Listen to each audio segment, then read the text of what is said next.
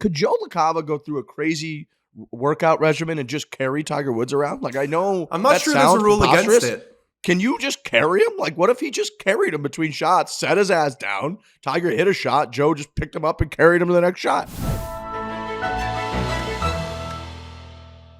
Foreplay brought to you by Barstool Sports, presented by our very good friends at Chevrolet, great American company, creating fantastic vehicles, especially in the EV space right now. Boys, it's October. It's about mid-October.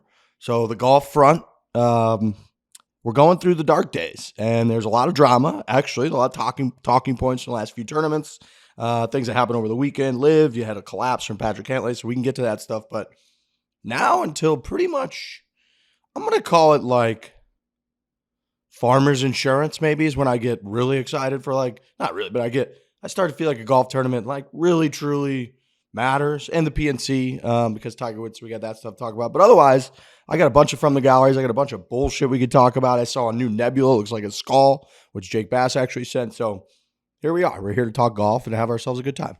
It was a little spicier than I was expecting this week. Riggs and I were talking. There was a lot that went on. You had a LIV tournament that was won by a kid. One of the kids, Eugenio Chacarra, who decided not to go to the PGA Tour, decided to go to LIV Golf. He won $4.75 million.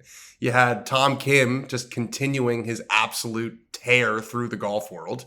You had Jon Rahm winning in Spain and then basically being like, we need to stop being so mean to everyone at LIV and let's congratulate Eugenio. So this was a spicy week, pretty good for October.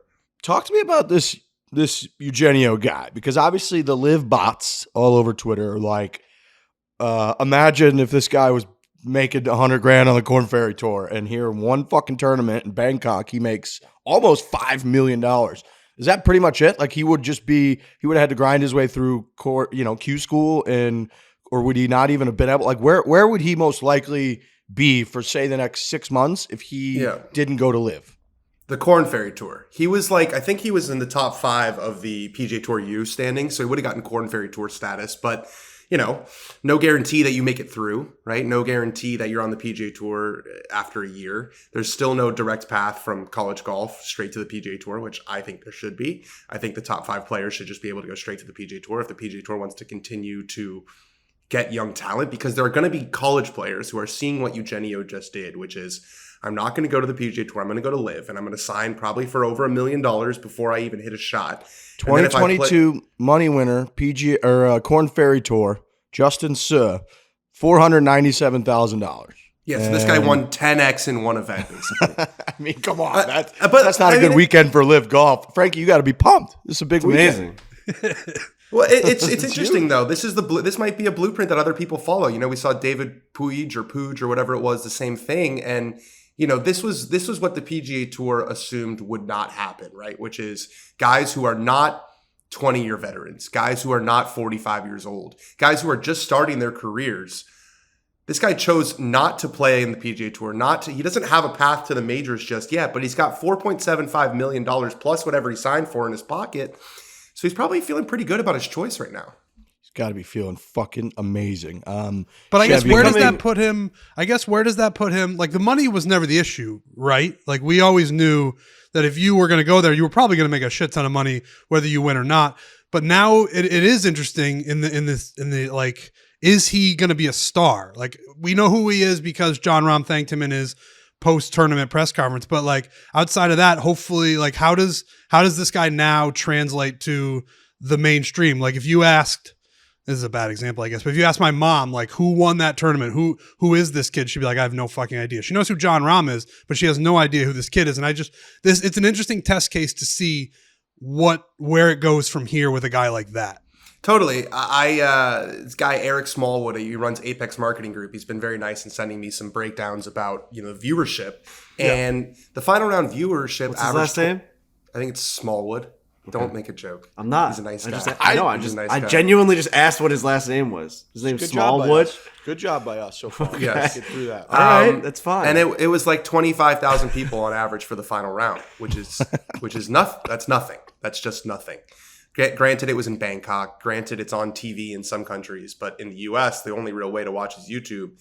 And no one really paid attention. And you're right, Trent, because he's a lot richer now, but he's no closer to playing in a major championship. He's no closer to moving up the world rankings. He just has a ton of money in his pocket. So it's just strange times that, you know, he wins an event that Cameron Smith and Dustin Johnson and Matt Wolff and Taylor Good, you know, he beat a lot of really good players and he has a lot of money to show for it. But how much does the other stuff matter? How much does playing in the majors matter? How much does moving up the world rankings matter? If you view this as a job, then you can't say that anything but a smashing success for him so far.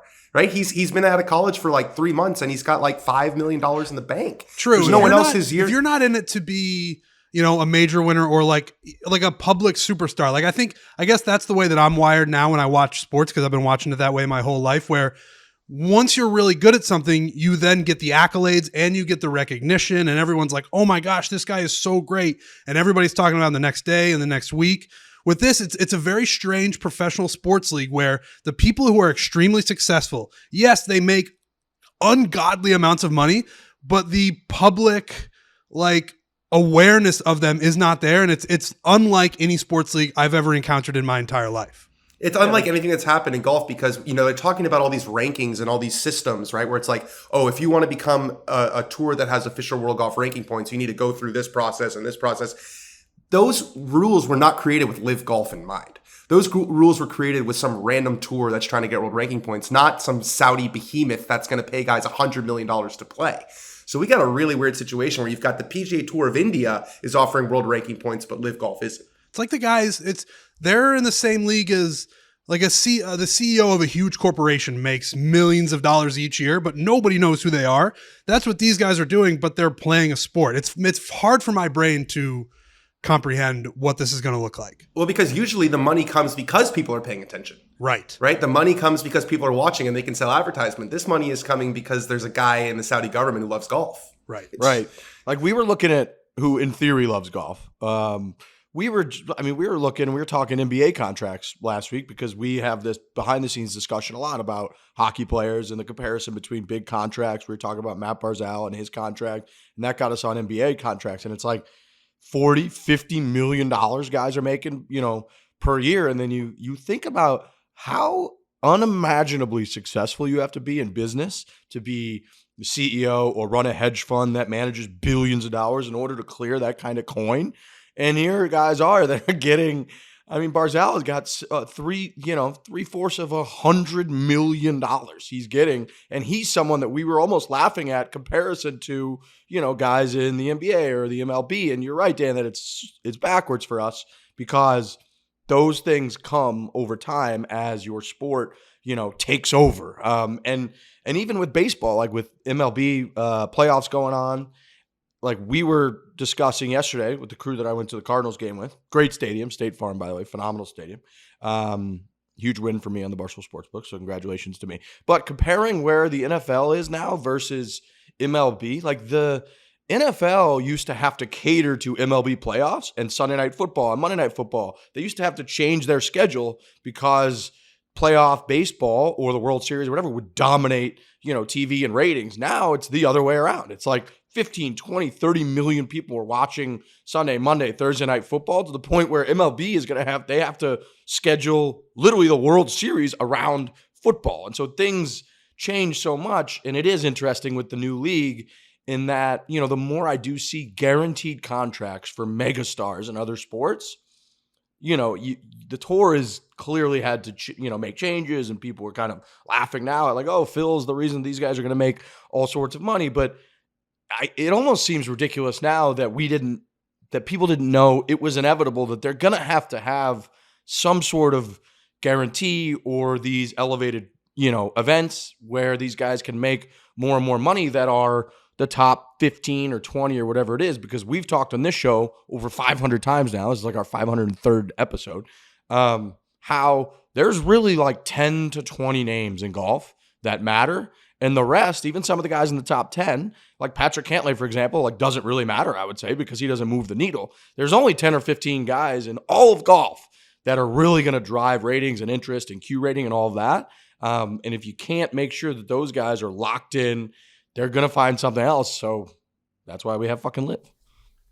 Yeah, and it's a new league is the thing that keeps popping up in my head every time we talk about stuff like this, where it doesn't matter. We're not seeing it. Trent's mom wouldn't know the person's name. I do think that if this was a clean money Jeff Bezos type league and like it was just being played in Washington State and like all these superstars went over to it, I think with all that they'd have weird names on their team names. It'd all be a different thing. We'd all be like, well, that's kind of strange. I don't know why they're doing that. We're not going to watch that over what's already on Golf Channel and NBC.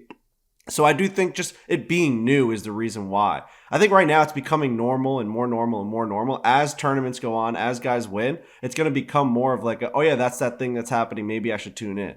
It's just like, it's so fucking new. Like no matter what it is, no matter what money's backing it, no matter what the morality behind it is, it was always going to be like a ripping off the Band-Aid. Like, all right, we have to deal with this now. Like this is just a new league. Like this is something that is now in our lives, regardless of where the money is coming from. It was always going to be awkward for the first couple of years.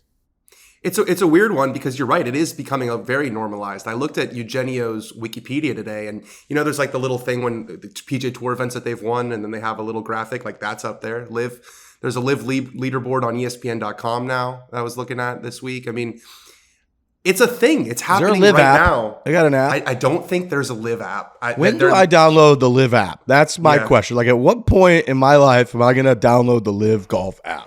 Well, I think they have 2 more events, right? They have Saudi Arabia this week, which that will be home games. Coming home, baby. Yeah, home game. That'll be an entertaining watch. Watching the broadcasters, because like I try to be as straight down the middle as I can about LIV, but the broadcast can be really tough to watch because it's really just like propaganda and PR, and they're talking about how great everything is and how big the fans are.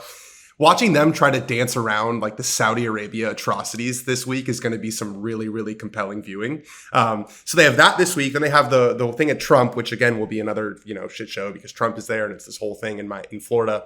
And then they have this off season before I think they're going to start up in like February. And I think you're going to see a lot of that kind of stuff develop in the off season, like the app and like just them become more of a legitimate business, because this year they always viewed as the beta test. Next year is the launch of the league, and you're going to have the same players playing in every event, and there's going to be more of a clear identity for each team. So I think next year, Riggs, is when it's really going to start to look and function like a real sports league. And now the only real thing standing between them and total legitimacy is the official World Golf Ranking. If they get world ranking points and there's a path to the majors, then we have 2 tours. We have 2 tours that are legitimate options, not just for established stars, but for young up and coming players like a Eugenio Chacarra. I would say comeback player of the year is LIV Golf this year. I mean, it was down. People were shitting on it. They were doing a victory lap at the Players Championship. Rory called it dead in the water, and we all thought he was right. Monahan was literally taking victory laps. He was out there with Mike Tirico. He was doing the whole thing. LIV Golf, by all accounts, in 2022, the year of our Lord, had an extremely successful year. I would be curious to know, like, the one question, if I could ask the powers that be at LIV one question, it would be, how long are you willing to burn money to try to make this work? Because Frankie's right. This is really new, and I think we all, to a degree, very different degrees, thought it was going to fall flat on its face at some point. But now that it's a thing, I think Riggs is right that comeback player of the year, it's more normal than it's ever been. And every day it gets more and more normal. So in terms of like a phase 1 for LIV, they're probably like, all right, we're in the conversation now. Here we are. I just want to know what the inner workings look like and how long they're willing to just throw money to buy time on Fox to, I think them paying big money for big players is probably over since they've got that set number of people that they want. But I'm just very curious to know, because it could be 5 years. Like, we're talking every time we talk, like, what's going to happen next? Is it going to go down? But in a room somewhere, they could just be like, we're going to do this for 5 years and then we'll see what happens. Like, it's so early that we just have no idea where it's going to go. Yeah, I've had these conversations with LIV people, and they talk about a 20 or 30 year plan. Now, obviously, they're going to need to, have the balance sheet be a little bit more balanced if that is to be the case. But they're viewing this really long term. It's just a sheet right now. Just a sheet. They're viewing this as just disrupt. And they've done a really good job, as Riggs was mentioning. They've done better than I think any of us ever would have imagined. If I told you on October 10th that they'd have the former world number 2, wins a tournament and he beats Patrick Reed and a bunch of other really good players, and you'd say, oh my goodness, this thing came way further than I ever expected it to. Do we think LIV Golf is similar to the mob in that nobody gets out alive. Like only rats get out alive. Like once you're a live guy, right? You like can't. I mean, can you leave? Can you be like, yeah, I got even like the execs behind the scenes or the guy that's running the media? Can he after 3 years grab his money and like, yeah, I'm gonna go work somewhere else? Are they gonna accept that? Is LIV Golf gonna accept that? Yeah, the length of the contracts is also an interesting question. Like, how long is DJ tied up? How long is Cam Smith tied up? How long?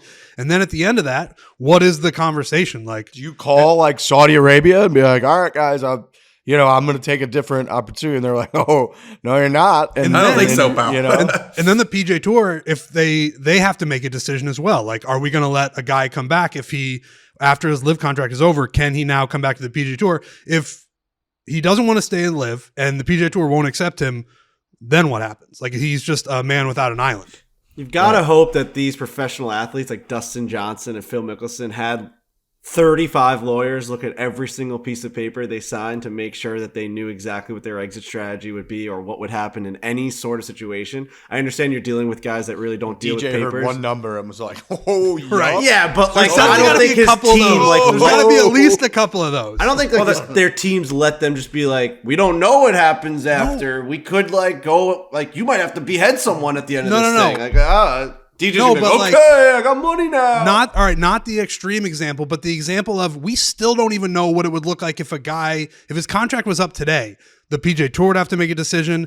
All these people would have to make a decision. I get that, like, we're alluding to dark undertones, but from just a legal contract standpoint, decisions still have to be made from the governing bodies to have anybody make any sort of decision. Yeah, I think that's the case in any walk of life. Like, if you just stop doing your job, there's going to be conversations to be had with your employer or whoever you're going to. I mean, happens at Barstool. Like, Coley Mick, like, he ended up quitting Barstool, and Dave's like, you can't go to this specific place. You have to go to another place. I mean, there's always conversations being had about where you can go, where you can't go. Jared Carabas, it was a huge deal. I mean, this is just in our world. I mean, you don't think it's going to be the same in golf? It's going to be, it's going to be messy. It's going to be crazy. There's going to be huge headlines again in 3 years when guys want to come back, and that's just going to make everything rev up again. And who knows where LIV Golf will be at that point. LIV Golf might be like an oasis for some guys to want to go play at that point. They're not going to want to leave. Who knows? It might be successful, or it might be the fucking worst thing of all time.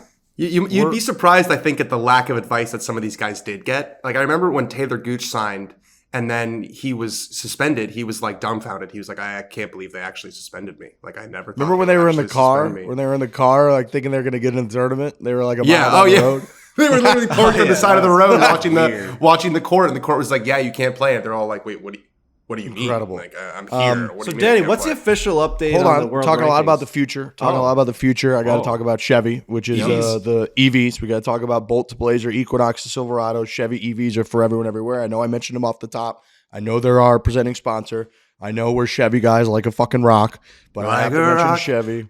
Established full-line brand like Chevrolet. We can offer multiple EV vehicles with the volume variety and the value customers all over the world have come to expect. EVs are for everyone, everywhere. Go check them out. I'm high on the Blazer right now, but I change every week because I go on their website, I Google Chevys, and I just look at cool ones. I also drive by the dealership. They got the big old Chevy logo. Gets me excited every time. So shout out to Chevy EVs.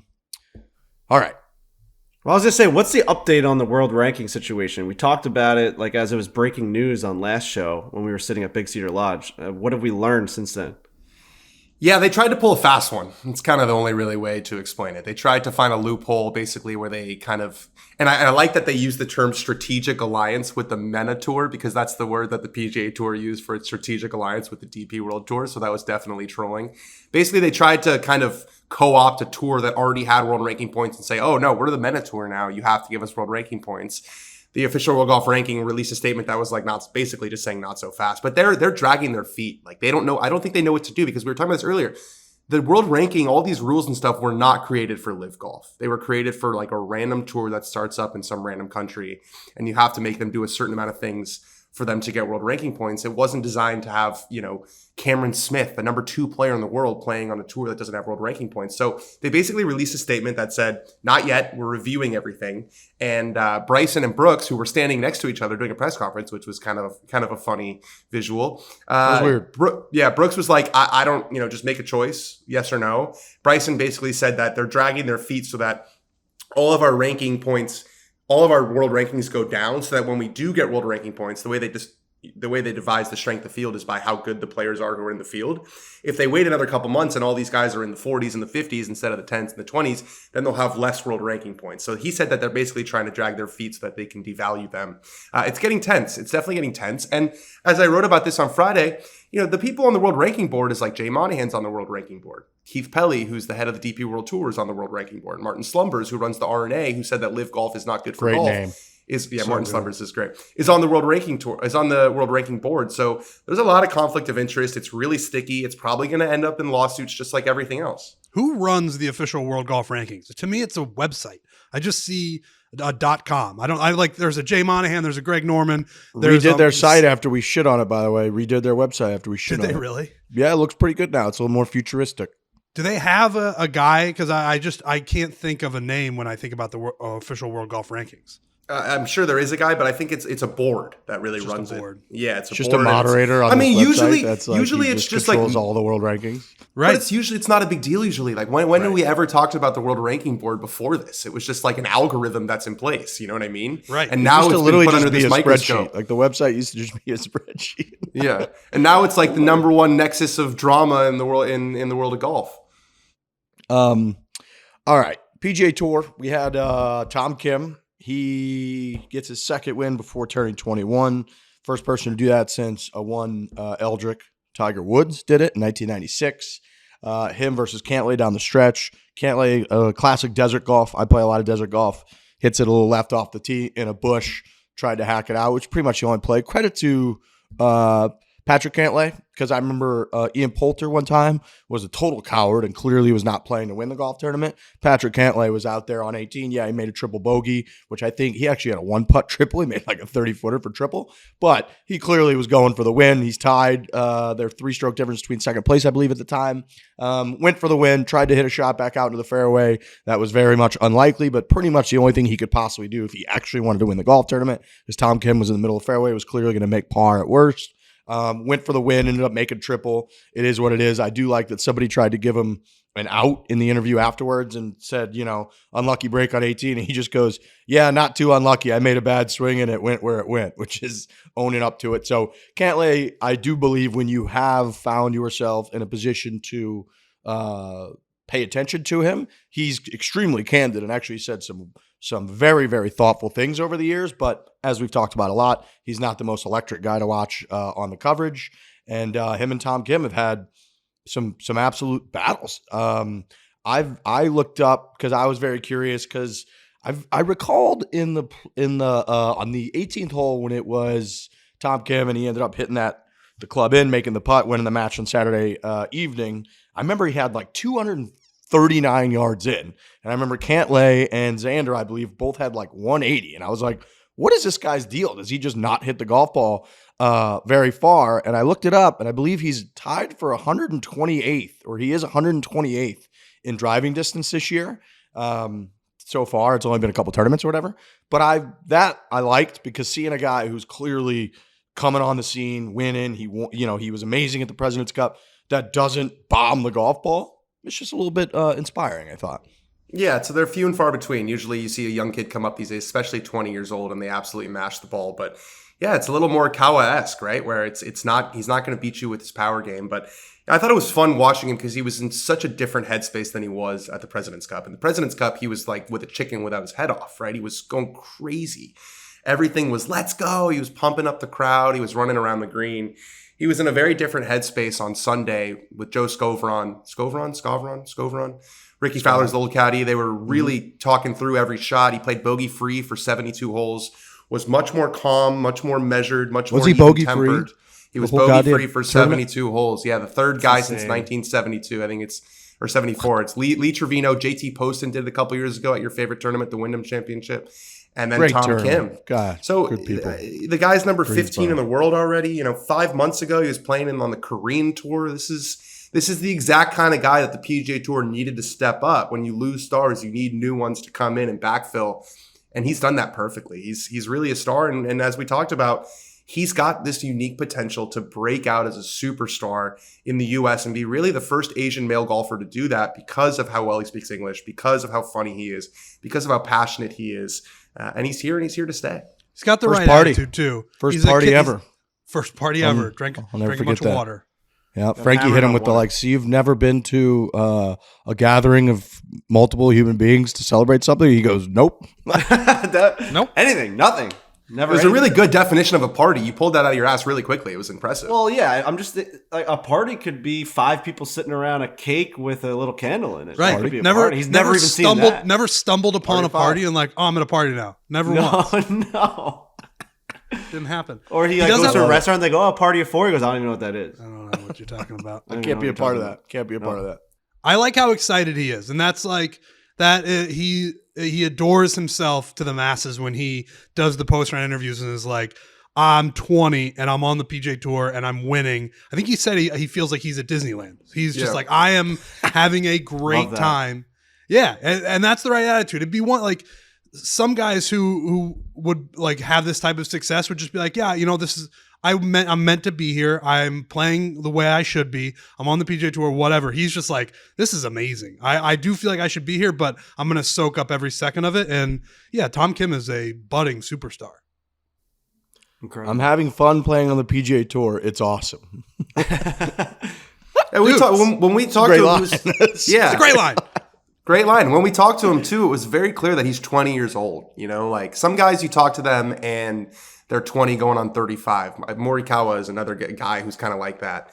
One of these guys who's just been 32 their entire lives, but he's a kid. He never really went to school. He didn't go to college. You know, he's been playing golf his whole life. So he when you talk to him, it's very clear that he's 20 years old and that he's soaking in the moment. And it's refreshing to see that. I think you're right, Trent. I got that vibe from Sahith as well. He was a guy who's just like, oh man, he's 23, 24. Yeah, he's in that range. Talking about having roommates, like talking about playing video games, like that's a young guy. And those two guys are just like excited to be in the position that they're in. And that is incredibly refreshing.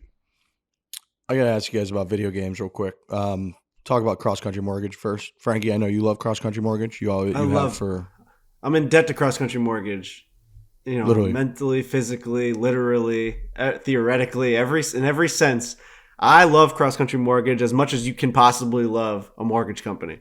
It's not something that you usually fall in love with, but I'm telling you right now, at the end of the day, these are real people helping people. When you compare them to the rest, all of their competition is just these call centers that just look at you as a number and a way to make money, and they look at you as profit. And CrossCountry Mortgage, they are a local business. You know, I got a CrossCountry Mortgage right here in Bayshore. There's a little building right there, CrossCountry Mortgage on the front. You walk in there, you talk to the people, and they legitimately want to help you.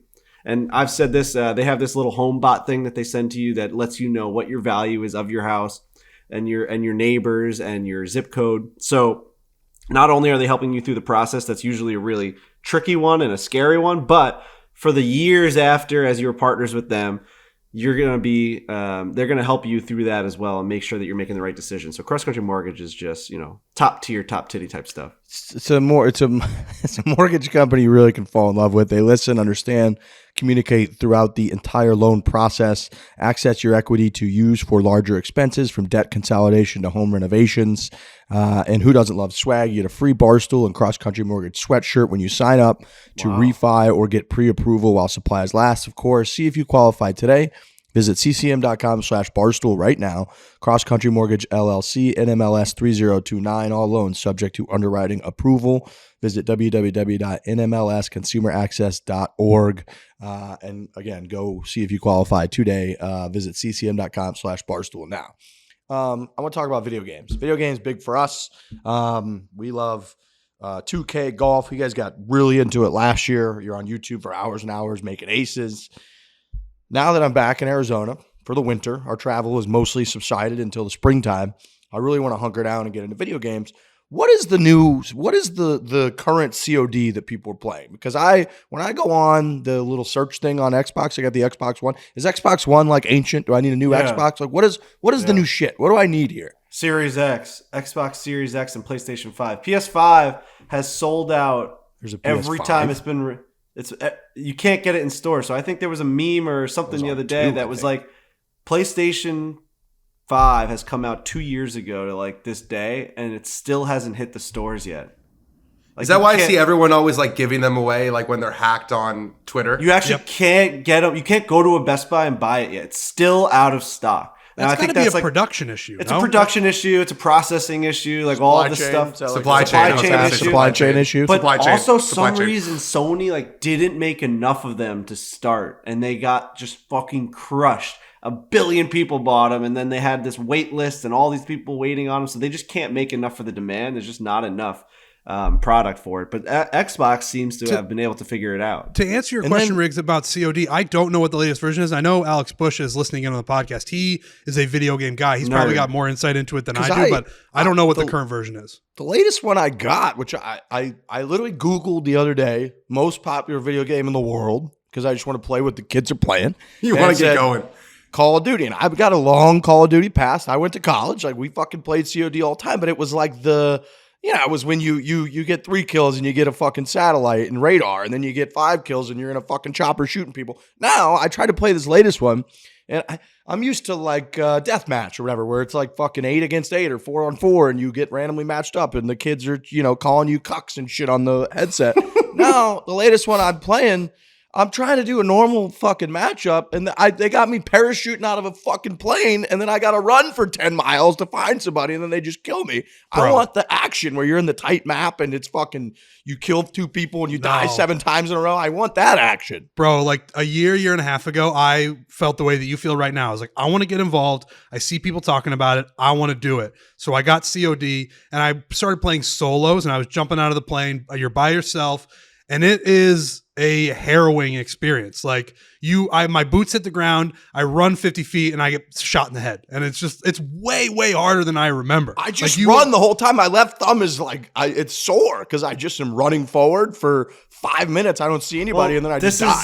This is the new version of these games. It's Battle Royale. It's like every man for himself, or you play with your own team. So Fortnite and what was the other one? Apex Legends or whatever, were the games that essentially started this, and now Call of Duty is doing it. So it's like every man for himself. In Fortnite, you drop out of a bus and you've land. I actually got into a really big Fortnite kick like probably 2 years ago during the like 2020, 2021. I was playing Fortnite like a fucking maniac, just like everyone else was that had a video game. But now Call of Duty's gone to that. But I think, Alex, you can chime in here, but I'm pretty sure that they also still have like team deathmatch and like capture the flag and headquarters and all there that he stuff. is. There he is. Sorry. Come on, you nerds. Fucking talk. No, you're talking about Warzone, and there's still multiplayer. Riggs, what you're talking about.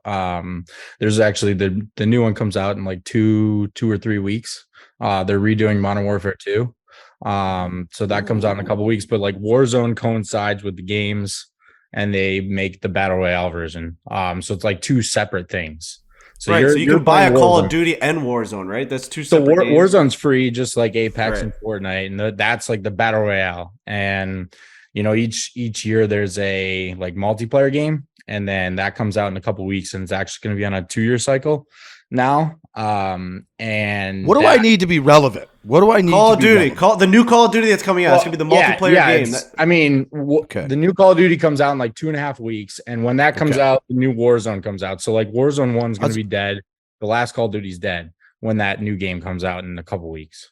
I was with these guys yesterday at the cards game, and they're like, "You play COD?" I was like, "Yeah, I play COD," but I didn't know what that meant at the end of it. They're like, "Yeah, we're gonna sync up," and I'm like, "I gotta practice. I don't." And so I tried, and I did the parachute thing, and then I'm in a fucking. I was in I was just in the universe. I wasn't in the map. I couldn't find anybody, dude. You have to commit to it, though, and it's going to take up some time because, I got no better at it because I was just horrible at it. But I was living with Robbie Fox at the time, and I would watch him play, and he would slowly get better. He would die in the first 5 minutes, and then he'd have 2 kills, and then 5 kills, and then 7 kills. It is a skill. I just wasn't willing to put in the time I would rather play Divot Derby. But if you want to get COD and commit the time to it, I would imagine once you're at a certain level, it's really, really fun. I was just never willing to put in the time to get over that hump where I didn't die within the first 2 minutes. I got a really different video game history than you guys do. My parents, I guess, were sort of old school. I wasn't really allowed to play like war or shooting games growing up. So I don't have any real experience with Call of Duty or even Halo or anything that was popular when we were young. I was allowed to play like Madden and FIFA, and that was about it. I played a lot of sports video games, but I was allowed to play Call of Duty at that because it got so big that like I would say you're like gonna make me turn to like the weirdest person ever. I'm the loser at school. Yeah, if I can't play Call of Duty right now, it's insane. Dude, even when I was back home for the holidays this last time around, me and my buddies got back into Halo, and that's tight maps. That's you're right in front of each other. It's not as Blackout. How good is that? But that's what Call of Duty is doing. They're remaking Modern Warfare 2. All the OG maps that everyone loved of Call of Duty. These like OG tight maps. Hit me with that shit. Modern Warfare was like one of the best games ever. And now they're fucking remaking it for the new systems and the new graphics and the new games and the new just like shooting capabilities and all the fucking new airdrops and the nuclear bomb that I drops. want campers. I want to be yelling at campers, calling them pussies because they're fucking hiding in the corner with a shotgun. Like I can't find anybody, dude. I play the game for 20 minutes. I don't see anybody. Do you still need a headset if you're gonna like talk shit? Of course, or is it all? Of course, yeah, for sure. Yeah. That's sick. I was seeing someone in the headset. You know what they're 2K doing. is coming out like this week. So Trent and I became so obsessed with 2K21 that it was like our eyeballs were bleeding. I built 2 golf courses in the video game. I built Butters Bay and Knives Creek, and they are oases of the digital world. I cannot Which wait. one's more renowned, would you say? Yeah, what's higher ranked? Dude, Knives Creek was my first golf course, but Butters Bay was a step above the rest. Butters Bay got to the level where, like, honestly, I don't know how it's not a real golf course. I don't know how someone hasn't taken the blueprint. Like, Rap, you don't understand. That should be the goal. That should be the goal for foreplay is to eventually build Butters Bay. You genuinely don't understand how good this golf course is. Like when you buy this, I'm assuming I'll be able to put it into the new game. It's on my PC, so I'll be able to upload it to the new one. You need like an ocean, right? You got to start with an ocean. Yeah, I was gonna say where's your dream location for Butters Bay? So I actually picked it out, and someone DM'd it to me. I basically said that I built this off a private island just off of the San Diego area. Right? Oh wow, Southern California. Southern California. It was Southern California, San Diego. there. Dude, I was just saying this like the day I released it on the stream, and someone tweeted at me that there is a private island just off of San Diego that I think was used for like a naval base or something like that. But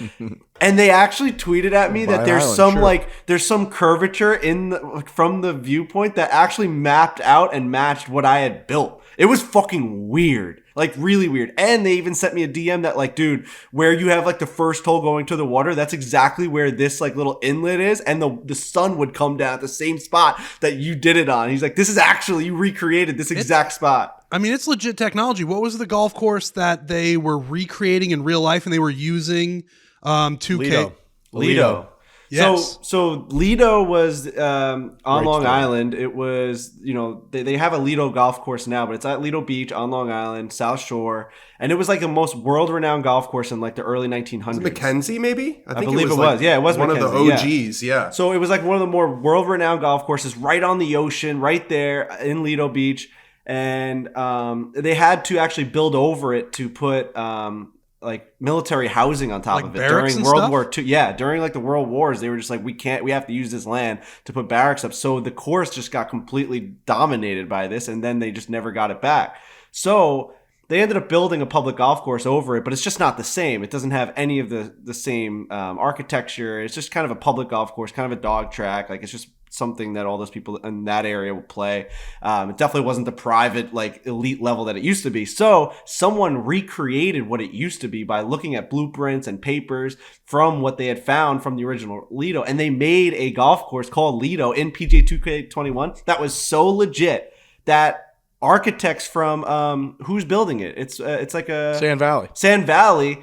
They're building Lido. I think it's opening like this year. I saw some videos. It's a real thing. But they built it based off of the video game. They brought the guy in and they're like, how'd you do this? Show us all the stuff. Because in 2K, it's so legit that you can actually get elevation changes and slope to the exact like inch. What's the technology? We need to find an upstart, like a up and coming laser scan or something. Yeah, we got to find an up and coming architect who wants to build Butters Bay, and then we can make it happen. It sounds like it's Frank not Burley that far III. away. That's the up and coming. So this is a good little blurb. The original Lido Golf Club opened in 1917 was considered in the same company as Royal Dornick, Ballybunion, Pine Valley, Shinnecock, National Golf Links.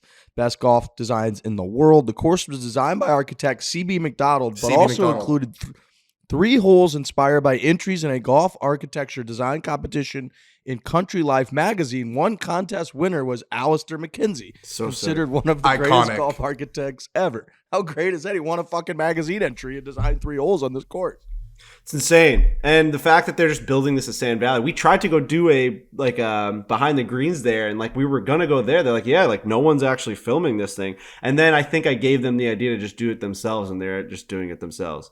Because like halfway through the call, remember that? It was I've seen some Frankie-esque stuff coming out. I had like 3 calls with Sand Valley about going to do this documentary. I'm like, bro, you guys are building Lido. I'm a Long Island guy. We can do all the history. I can go to Lido Beach, like film behind the scenes of like guys talking at that golf course. And they're like, yeah, that sounds like a good idea. I'm like, I could come, I'll film everything like that. You guys, all the sod you put down, I'll come live out there for a month. They're like, no problem. And then at the end, they're like, you know what? We're actually just going to think about it. We're going to talk internally and then we'll get back to you. And then the next day it was like, there was like a headline on like Golf Week or something. It was like Sand Valley to make like unbelievable documentary, completely privately run and like in-house documentary. Some people still know how to do business. Yeah, exactly. Fuck you, Sand Valley. It's called Next to the Greens. Fuck you, Sand no, that's Valley. at a certain point they're like, you got any more ideas? And they're like, that's it. And they're like, click, and they're gone. All these people take our ideas. It is what it is. Innovators. We got to do Wisconsin travel series one year. Wisconsin's fantastic. We had a conversation. Spot for golf. We were all having a conversation, the 4 of us at Big Cedar, about what our top 3 or was it top 5 favorite states are, just in general. 3. And Wisconsin's knocking on the door for me. I mean, California and Colorado. Yeah, Rapp asked me, he goes, what are your top 3 states? And I was like, I never thought about that. Yeah, that's a good question. That's a really good question. Really good question. I think I did amazingly, as much as I've shit on New York, I put New York State in there. Which is rich coming from you talking about gridlock. No one uses the word gridlock more than Sam Bazoian talking about major cities that he doesn't like. I despise it, but I have to say I could be objective and say that New York has it all. It's got the city, upstate New York, Hudson Valley, Long Island, the Montauk. It's New York. I don't know how you don't put New York in your top 3 states. Yeah. Yeah, I think I did Colorado, California, and then I was accused of cheating when I said Hawaii because that's not. Come on. I mean, Hawaii's not a state. That's a according little to Dan bit. Rappaport. You can't say Hawaii. That's not the spirit of the question. You can say Alaska. You can say Alaska, Hawaii, and Guam. No, but the reason I wouldn't say Alaska means I should be able to say Hawaii. It's all we're all. It's 50 states. That's what the United States is, and that's Hawaii's one of them. It's a long way of saying that Wisconsin is loaded with golf courses, and we should get out there for sure. I have a question about the world. If we're talking about the world, I have a question about the world. Sure. I saw this come across my desk. I saw this come across my desk yesterday. Someone asked a question on Twitter, and they said, "Is there any new water on Earth, or is it all just OG water that the planet started with?" My gut reaction is that it's all OG water. Well, can't you create water, like reverse engineer water through hydrogen and oxygen? But isn't that coming from like the water that's already here, that's in the atmosphere? Yeah, probably. It's the mass conversation that we had. It's right here. Right. But you know what I mean? I don't know the answer to that. I would argue, yeah, it is the mass conversation where all the components that we are using in whatever way, there's trillions of ways to use them. I think they're all here. But no new water gets like put into the system, right? No, there's no sort of nothing inside like the core of the earth that like shoots out water and refills things. It's just whatever's been on the top. Well, I think there's hydrogen. Things definitely produce hydrogen, so I think that's right. Very and water important. Changes form, right? Like it evaporates, and then it, so that's kind of like, I mean, it's changing form, but I don't think I don't know that you're changing the level of hydrogen and oxygen that's on Earth. But Frankie, even if the water that you're saying comes out of a geyser in Wyoming, like that was already still here. True. And like, yeah. But what about like if, I guess icebergs melting? That's just more water. I like how you said it came across your desk. Like, you have like assistants who are passing you the most interesting facts. You say, "Oh, look, this is just Twitter." That came across my desk on Twitter. Did you guys watch that documentary? By the way, papers. Have you guys watched the Infinity? No. Oh, all right. So I actually did watch it. I watched it. I watched a little bit of it. So did you get to the box? No, I watched 45 minutes of it, and I understood so little about what they were talking about that I gave up. You didn't get to the It's box. kind of bullshit. I thought the show was kind of bullshit. What? It's like I actually agree with that. they just kept saying infinity. They just say infinity a billion times. I'm like, what the show's about. Like, and also, I know, but like they didn't. I know infinity is just like it just never ends, and then they just keep saying that for like an hour and a half. Can I tell you the thought I doesn't couldn't really do it for me that much. I feel like I kind of get it. But if we got to the end, they'd be like, well, maybe there isn't infinity because it can't be computed. Like maybe what we've been thinking about is wrong. I'll tell you what the thought I couldn't get out of my head as I was watching it was, aren't numbers made up too? Like they keep throwing numbers at me, but numbers are a human creation. So it's like, all right, I get that your numbers, our way of counting is immeasurable because we can't find an end to it. But that's just our thing that we created. But numbers are something that we hotel created. thing. The hotel thing is the dumbest thing I've ever seen. Tell us. Let me tell you this too. The graphics budget for A Trip to Infinity had to be infinity because they throw so many graphs at you and they're throwing you around. They're crazy. taking you to the hotel. It's like, I know. I don't know where the numbers go. There's All so right, many of them. but They're gonna move 1 billion people in the hotel. Like what? Like, Well, I guess that was was just- that the that's- like top floor conversation? Yeah, but that was just an example of like how you can't add to the end of infinity. You have to start from the beginning, which would then prove that like as things expand, infinity just keeps going. You know what I'm saying? Like as a new star forms, everything else gets pushed away. You can't just add one to the end because you don't know where the end is. It's a visual representation of what infinity actually is. So many visuals. that makes more sense. I like that. All right, but my point about what numbers is like numbers are our creation, but the idea of doing what numbers does, you need that, right? Like that is what, I don't know how to put this into words. It's really breaking my brain.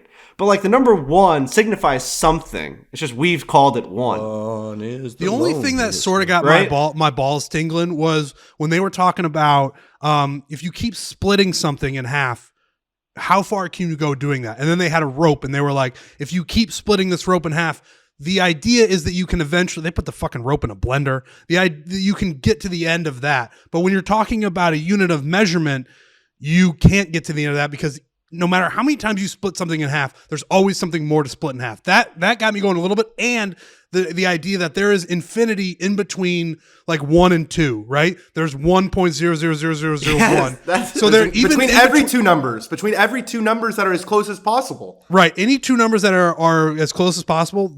So even in between the two numbers, infinity exists. That's the only thing that got me going. The rest of it was like, I know that there's an endless amount of numbers. Have you seen that thing where you gotta get to the box though? You gotta get to the box. I couldn't make it to the box. Get I wanted forward to to get the box. I wanted to get to the box. I couldn't make it to the box. I was sitting in that chair back there, that leather chair. I was thinking, when is the box happening? Because I'm 50 minutes me into the this box. thing, and I just want to see the box, and I just gave up.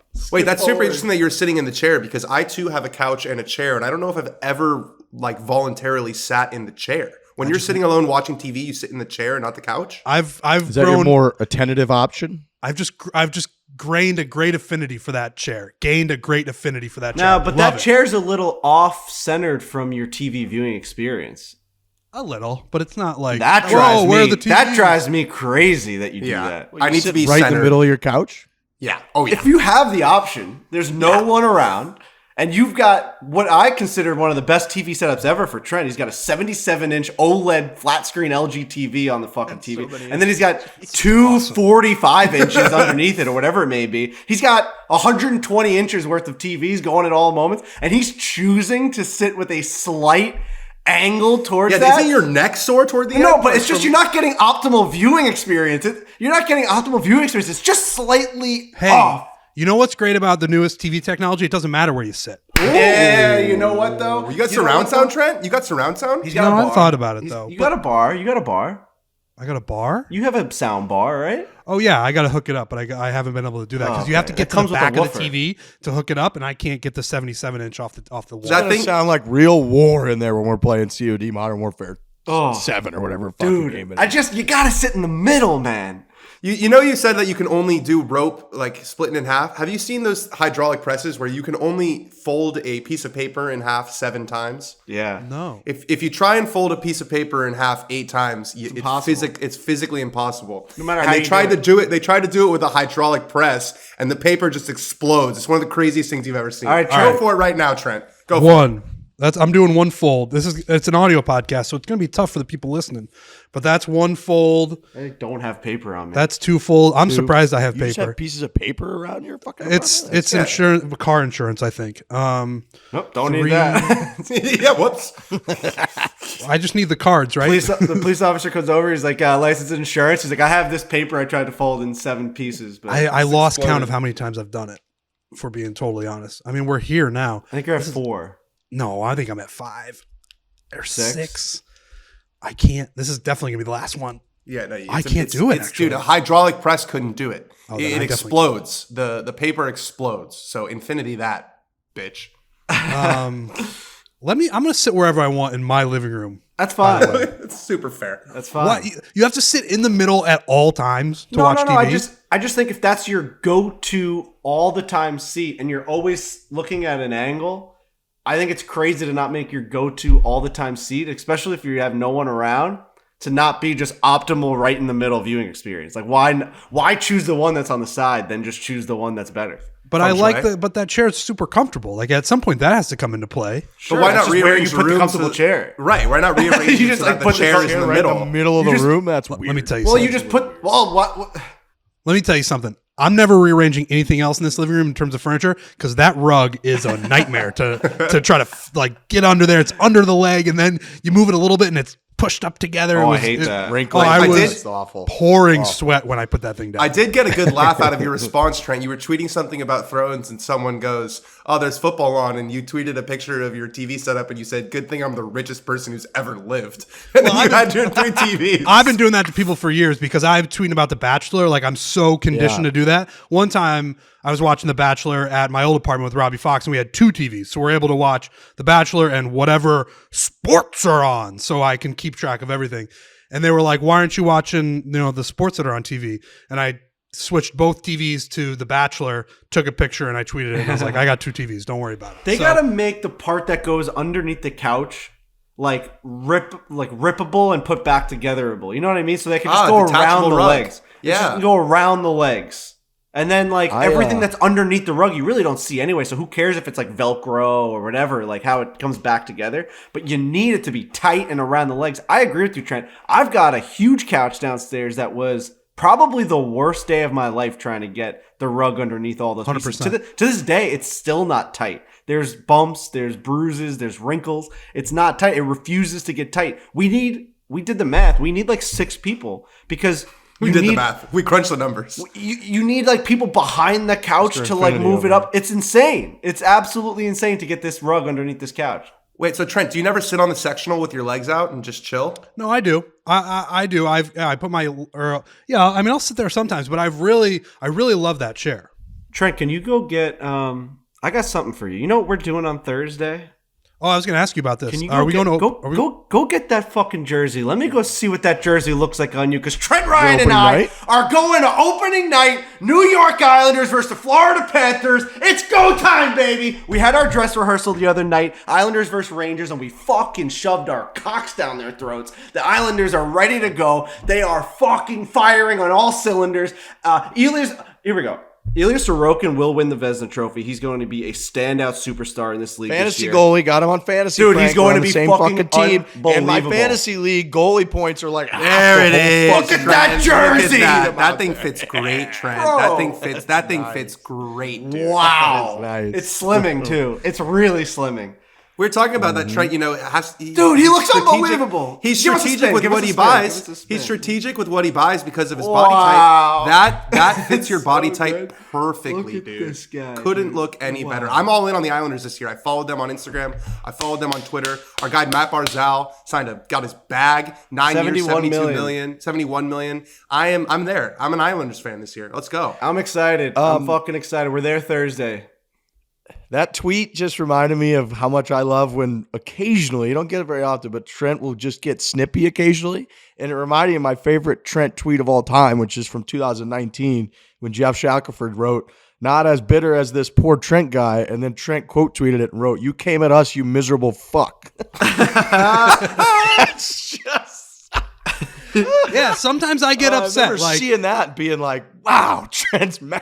That's when I knew I wanted to join. That's when I knew I wanted to Sure. join. I'm When you sure. guys were just disrespecting your elders. That's when I said I got to join this Sitting rocket right ship. next to Trent, and I saw that and was like, wow, Trent Ryan called him a miserable fuck. Sometimes people are just very annoying on Twitter, and I just, for the most part, I let it go because I just don't care. And then sometimes I'm like, just fuck you. Oh, someone tweeted at Big Cat the other day. Big Cat probably works the hardest out of anyone in the world at this point. The guy is like the number one podcast ever. He's sleeping at the office watching football. Can't believe he's on those live streams. No matter It's what insane. stream it is on Saturday, Sunday, he's there from morning till night. He's just the work ethic god. And someone tweeted at him that I guess like It was like 5 minutes later. yeah, the stream started at 1:05, and like Jerry's like beginning of his like best bet of the week, like something happened. I guess Josh Allen threw that long touchdown, and maybe Jerry had the opposite side of it. And someone goes, "Glad we could see Jerry's reaction on the stream." And Big Cat's like, "We just got it up. It's 1:04. Are we not doing enough for you?" And he's like, "Nope." Someone's like, "Dude, like, go get a life." And the guy responded to him like, "No, you should go get a life. Where were you on January 6th? And now it's like a whole fucking thing on Twitter about like all this shit. It's fucking crazy. It is. It's genuinely the worst place on earth. And like, I wish that it didn't have, if our job didn't have anything to do with it, I would delete it so fast. Twitter, I would delete Twitter so Dude. fast it'd make your head spin. You guys are telling me every single video that's posted of me, I'm the worst, I'm the ugliest motherfucker who's ever lived. Come on. Lurch is 20 times better than me at life. I mean, Emma sometimes It's will endless. look over at me. It's Emma endless. will look over at me and be like, well, "You are literally just picking a scab. You're clawing at a scab. You know exactly what it's going to be. You know what the comments are going to be, and you're voluntarily going." Oh, into it's them. insane. And it goes in cycles. People fucking told us to go. People would DM me and tell me to suffocate Lurch in his sleep when he was like, before all this like changing. Now he's stuff the happened. darling. Now he's the it's darling. like, I can't listen to this shit unless Lurch is on 24/7. It's like, dude, the guy missed 70% of podcasts anyway. Lurch is also back in the mix, so it doesn't really matter. I can talk shit about him. But like, it goes in waves, is my point. It goes, It's a wheel. It's always been a wheel. It's like high tide and low tide. It comes in, it gets your fucking ankles wet, and then all of a sudden it goes back in. You're fine. You got your beach. I've been in the mud for like a month at plus. It's So gonna be I would fine. love. Hey, everyone listening, if you guys want to start tearing into one of the other three guys on this podcast, that would be fucking They sick. tell me they're gonna burn Borelli's down every time I fucking tweet at it. That is fucked up. It's crazy.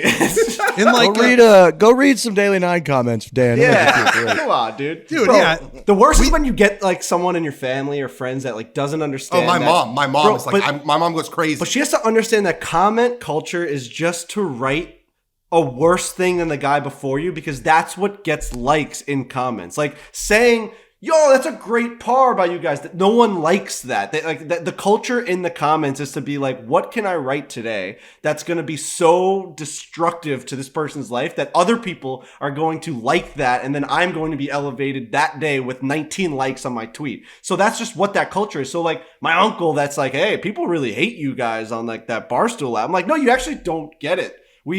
We have 800,000 views on this video, and you have 13 comments on it. There's a huge difference in numbers there. You get that, well, right? it's also, think about when you like a video. What do? You just send it to your DM it to your friend, or you like the video. I'm never commenting, "Hey, great video, guys. This was really like a Yelp awesome." review. It's just never Really happens. well done. Restaurant reviews. Who the fuck writes when they had a good meal at a restaurant on a fucking app?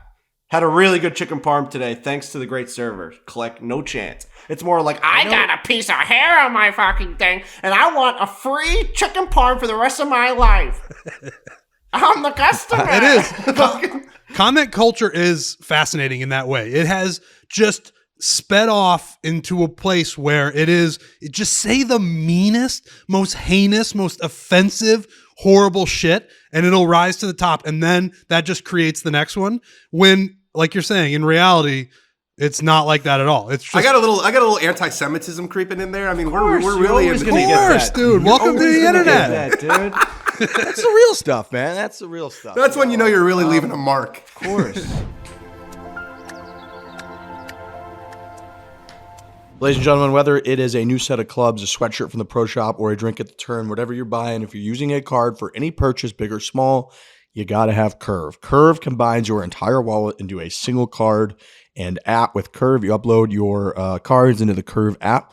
Then when you use Curve, you can swipe and indicate what card you want to use. That allows you to maximize your points for all your cards. It allows you to have just one card that you can use and maximize all your cards with. And then you also get rewards and points and all that fun stuff with Curve. So it's crazy not to use it. Curve also gives you additional cash back on top of any rewards you've already earned on your other credit and debit cards. Make sure you go to curve.com/barstool to receive $20 in Curve cash once you've downloaded the app, opened an account, and made a first transaction. That is curve.com/barstool. Sign up to receive $20 in Curve cash. Terms and conditions apply. I know we shouted out Big Cat's work ethic. I got to shout out Alex Bush, because the last human being I actually saw in real life, in person, was Alex Bush in an Uber outside of my apartment complex last night. And then I got out of that Uber, came up into my apartment, fell asleep, woke up, and am now just on this Zoom with you fine gentlemen. And the man producing that then went in that Uber to his friend's place, acquired his bags, got another Uber, went to the airport, flew across the country, got to New York, got home, fired up this here link, and is just now, when I woke up, walked right out of my room into my kitchen and jumped on this thing, he's just across the country working still. So shout out to Alex. Alex Bush wears a... Go ahead, Frank. Our production team's on a streak that it's not sustainable right now because we have so many things coming out. There's so many videos. And I know I made a comment last week being like, you can look at any of these other brands and no one's putting out the content that we're putting out. And then they're like, well, go look at your channel. You're putting out like one video a week. It's an hour and a half long. That's the difference. It's like, and I know that there's other strategies and like, you know, the good guys, they put out these 9-minute, 10-minute, 20-minute videos and they're able to crank them out. I mean, we heard a little bit about their behind the scenes. Like they come with one camera guy and they don't come with an audio guy. And that's just the way they do it. Our lane is like, we do full golf course reviews. That's like what we've decided to do. We do full course, 18 holes. You can stop it. You can pause it. You can go and watch the whole thing. You can skip to the end, whatever you want to do, but we're going to put it out there. And that's put a burden on our editing team that they're not able to just like, when they get back from that shoot, like a good or these other brands, they're able to get back from that shoot and edit that video that night and put it out the next day because it's like, it's 9 minutes, 20 minutes. It's very, very quick. There's not much editing because that's just what they do. So I just wanted to give a shout out to these guys because what they're doing is fucking insane to be putting out legitimate movies. Like a scramble is a movie. Oh, It's yeah. 8 pieces of audio. It's 7 cameras. It's 8 characters running around. Brendan Jones has to sit there and watch 6 hours worth of GoPro footage from 3 different GoPros. So that's 6, 12, 18 hours worth of GoPro footage. It's like, that's just watching it, not let alone editing it. Whatever. We can suck their dicks all we want. It's fucking crazy. I was thinking about it this weekend too because Brendan Jones put up a story of just him watching the Met game like at his apartment, and I was like, let's let this guy have a life every once in a while. I couldn't believe he was watching a game. I know. I felt such. I almost got emotional. Oh, cool. I was like, he's watching the Met game at his apartment, just hanging. Like, God, I want him to be able to do that more. And we just throw so much at them that they're incredible. Alex Bush wears a Whoop, and I asked him, I was like, does your Whoop just tell you that you're the most dysfunctional, horrible health human being in the history of the world? He's like, you would not believe how many nights I have 1% recovery. So think about what we have coming up. We have a tailor-made video coming up, by the way, this week. Remember when we played that game Par? We did like a little bit of horse against oh my God. How am I forgetting? My brain fucking sucks. We played against Sierra Brook. We played against Sierra Brook. We played Par. That video is actually coming out on Thursday this week. We're doing another tailor-made video. But on the docket, what we've got coming out is a Colorado Avalanche 4-man scramble. Another movie. We've got, I think, 3 more Scotland videos to come out, I believe. So 3 more Scotland videos, which are legitimate documentaries. And we got Myrtle. We've got Big Cedar. 5 videos from Myrtle to come out. We've got 5 videos from Big Cedar Lodge to come out. Plus, if we throw in another scramble in there, who knows what's going to be happening in the future. Plus, I've got this Fixing Frankie thing I got to get out before January 1st, which Brendan won't even talk to me about it because he's like, I genuinely don't even know how we're supposed to do that. Like, what Where is that coming out? So And just be patient. And Breaking 90 still is like our biggest series we have yet. And we're filming tomorrow, which is a good one, so that we'll see if we can fucking just break it, Trent. Just fucking shoot an 88 so these guys can fucking just sleep. I know. I've gotten many DMs and tweets about like, where's Breaking 90? Where is it?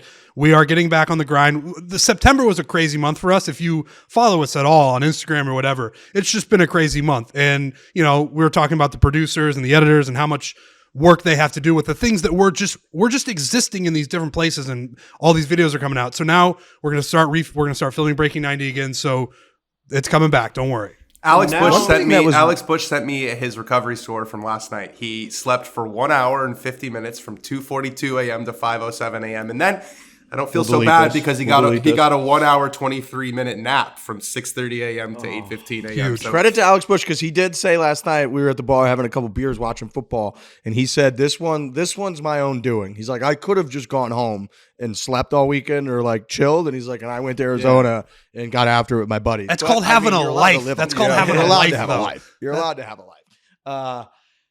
One thing, I talked to Jonesy on Friday for a little bit, and we were talking about the behind the scenes. One thing that was super interesting that he was saying to me that I thought people would find, interesting, is how the guys that we're hiring to edit, that are behind the scenes. We got Kyle back there. We got Alex Bush.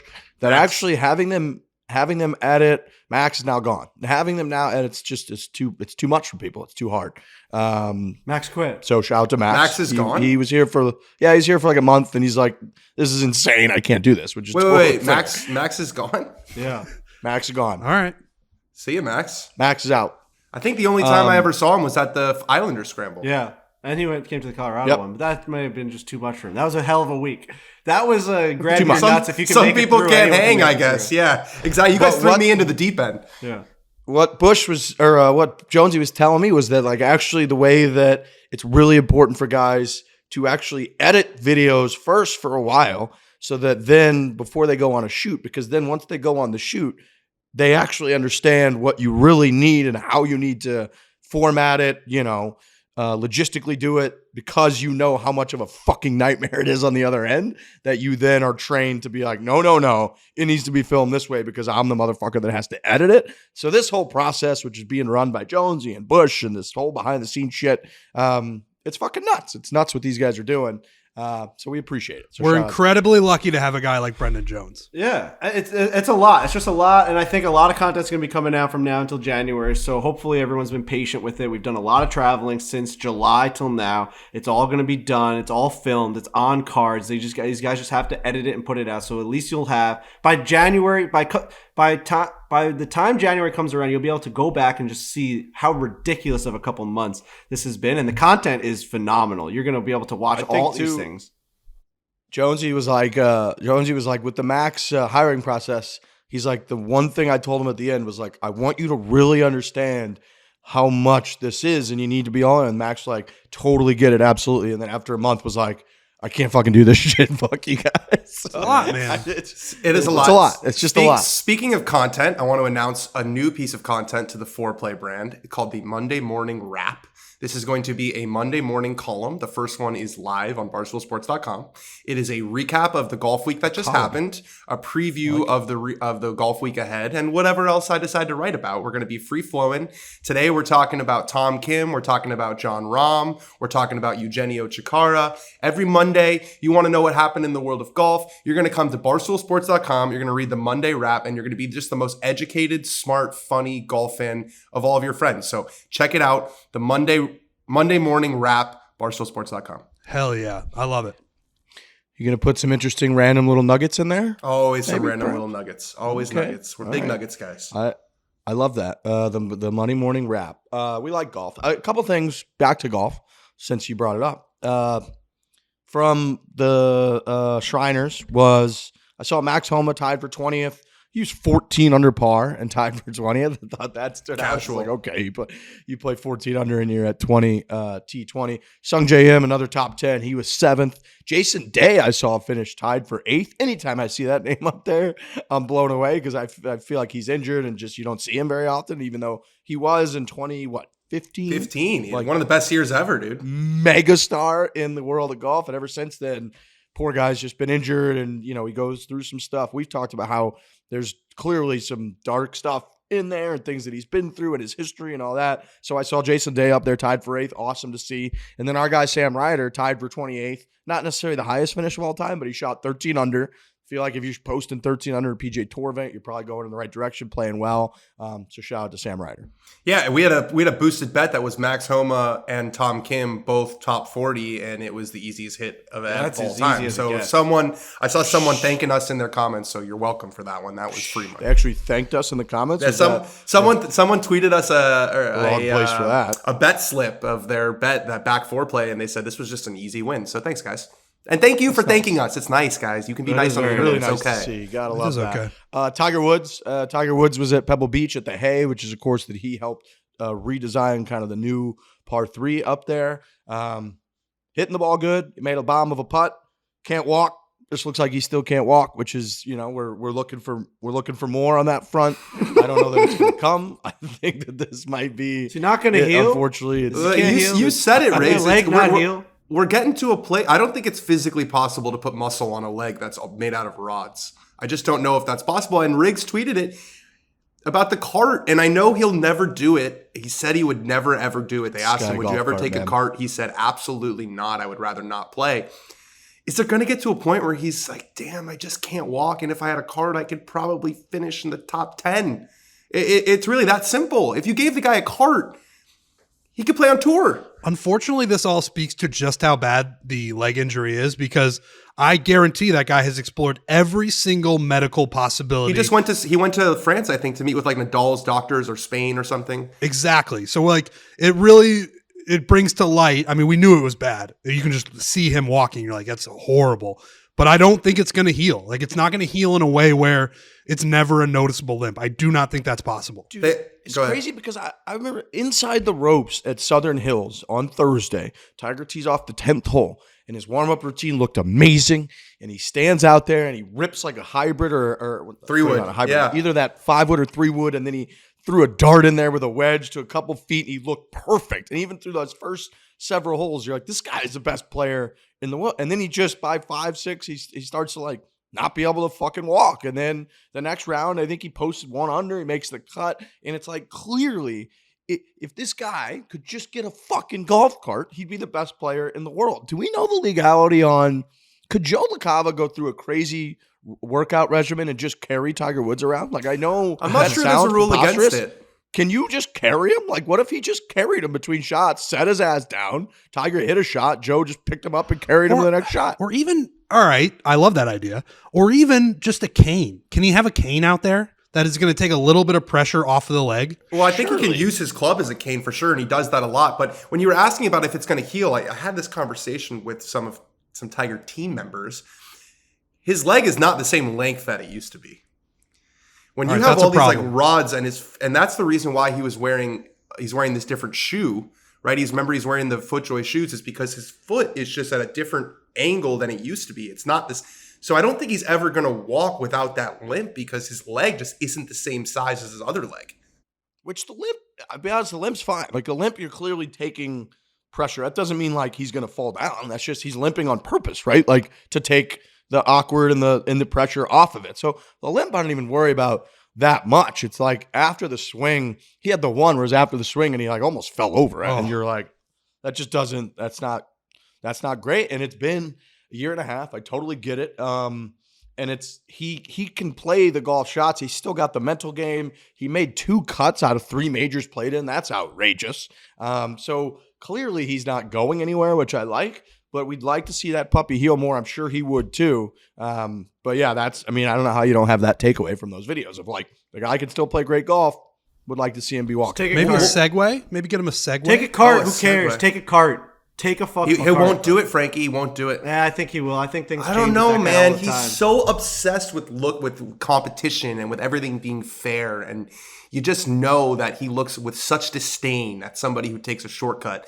And is his mind taking a cart? That's not competing. That's not the way that Earl wanted him to do it. I just don't think he'll do it. I think that's right.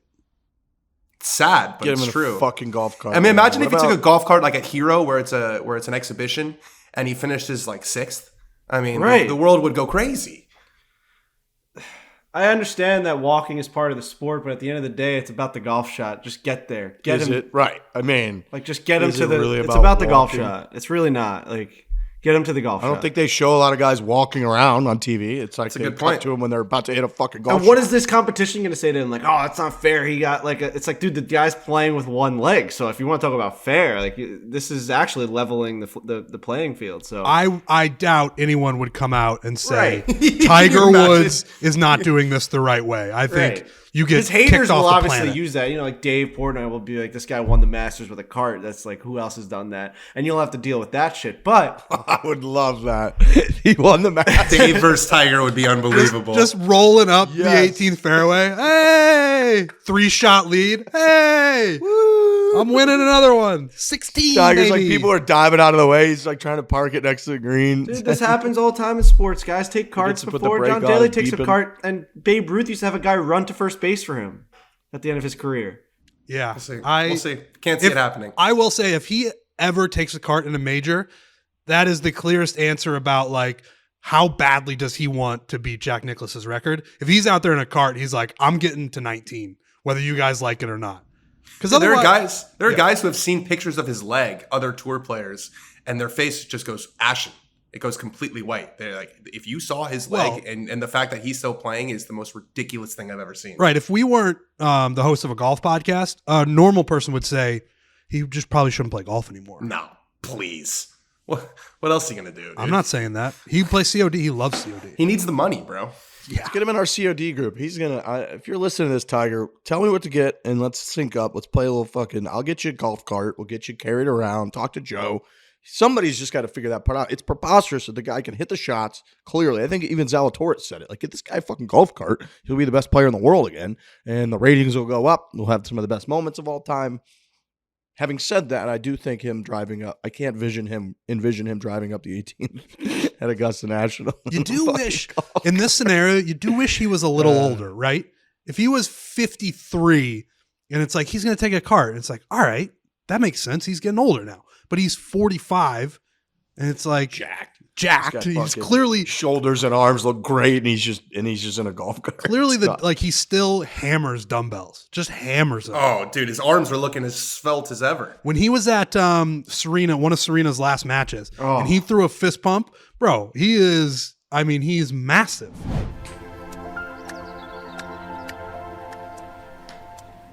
The numbers do not lie. In the past decade, that's true. Numbers don't lie, especially on this show. We're talking about Infinity. Huge numbers podcast now. Is that a number though? Infinity? It's a concept. It's a concept, isn't it, Frankie? I don't think it is a number. Yeah, there's no value to it. Interesting. It's not known. Numbers It's fall, numbers do unknown. lie. It's unknown. But what is known is Simply Safe is the greatest piece of technology you can ever have attached to your home. I have cameras all around my house. I've got the doorbells. I've got the doorknobs. I've got all the little trinkets. Every time someone steps on my property, I'm alerted 30 times from different angles and all these things that's happening. It's all because of Simply Safe. And it was simply the easiest way to set it up. It's just things pop into other things. They stick right onto the wall. You can't believe how easy it is. Even if you're the dumbest person on the planet, you can figure out how to set up Simply Safe. I'm not even kidding.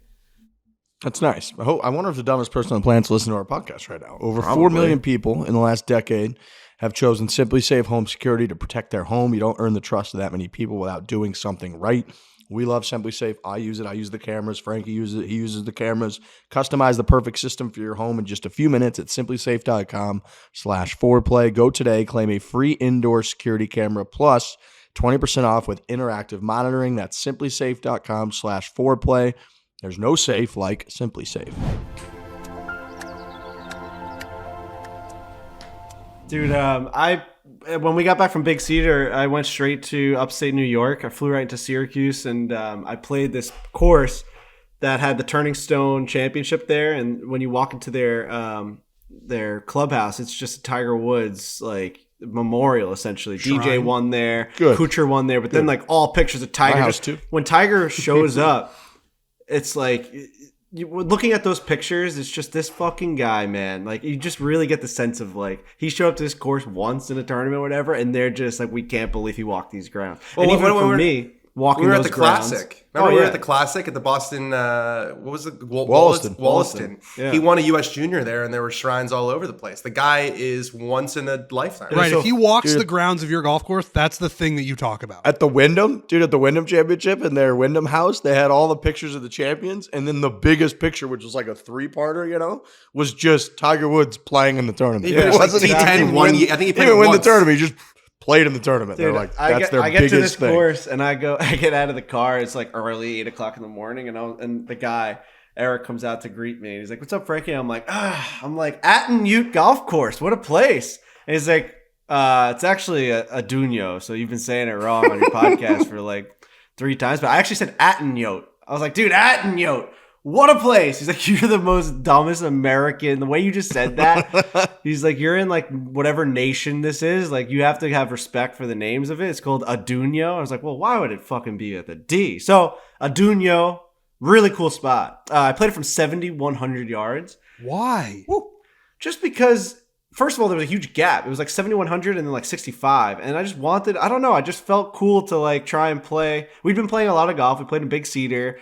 We were doing a little bit like 6,500, 6,400, whatever that mix was. And I just thought, I don't know, let's see how my game matches up to something that's like a beast. And it's a fucking beast. How'd you play? What'd you shoot?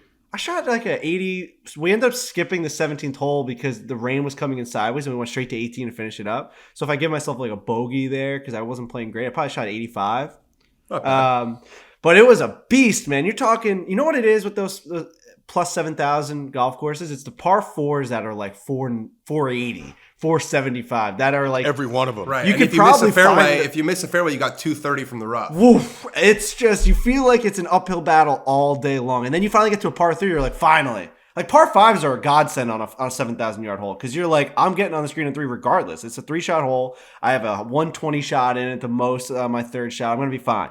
You get up to one of these 480 par 4s, you feel like the world's collapsing. And then you're like, a par 3, fine. 240. Yeah. But what are we talking about? I thought you were going to say it's the par 3s because for me, when I play one of these championship courses and you play it from the back tees, it's hitting these 4-irons and these hybrids into greens that are protected. It's not just like you can run it up. It's like there's a bunker short left, there's a bunker long right, and you just got to absolutely nut a hybrid to have any sort of chance. I too played golf on Friday at a very great golf course, Wingfoot. I played the East course, which is the West is the championship course that has all the U.S. Opens. The East course might be the most fun golf course I've ever played. That course starts 4-5-3-5-3. Wow. So your first 5 holes, you play 1 par 4. I played great, kind of collapsed a little bit toward the end, but what a place. Playing golf for fun too. Now that I've been doing it with you guys, playing golf with your buddies when you're not on camera is an unbelievable it's fantastic. experience. Oh, It's so totally. nice. Totally. It's like I hit a bad shot and I don't have a fucking drone in my face asking me what happened. How good is this? You know what else I got to get better at? Because I'm trying to figure out, this is like the snobbiest golf bullshit that I've ever had to deal with, but Champagne props, baby. No, I would never think that I'd like even care about this stuff. But the different types of grass that we're playing now, we travel all around the world and we're playing different like landscapes within day to day. So we were in Big Cedar on Thursday playing golf, and then on Friday I'm in upstate New York. And just hitting those ranges and like hitting the fairway shots is so much different. And I don't know the difference. I don't know the names. I don't know the soil. I don't know grain. I don't know anything. I'm just looking at it being like, this is different. The stuff we greens were are playing different. at Big Cedar, the stuff we were playing at Big Cedar, the fairways were zoysia, so they were super spongy, and the I ball was love sitting those. on top. Maybe Yeah, my that's the favorite best. grass. That's my favorite grass I think in the world. Yeah, it's not great That to stuff's putt. great. It's not great It's so to easy putt to off. hit off it. Yeah, it's not great to putt off the green, but it's great chipping. And then I'm Zoysia number 1. I would imagine that where you played in New York might have been like bent or something that's really, really Yeah, I think it was. That's really like barren, and it's a lot harder to hit the chip shots. You can chunk it a lot easier. Yeah, so it's different. It's a real challenge.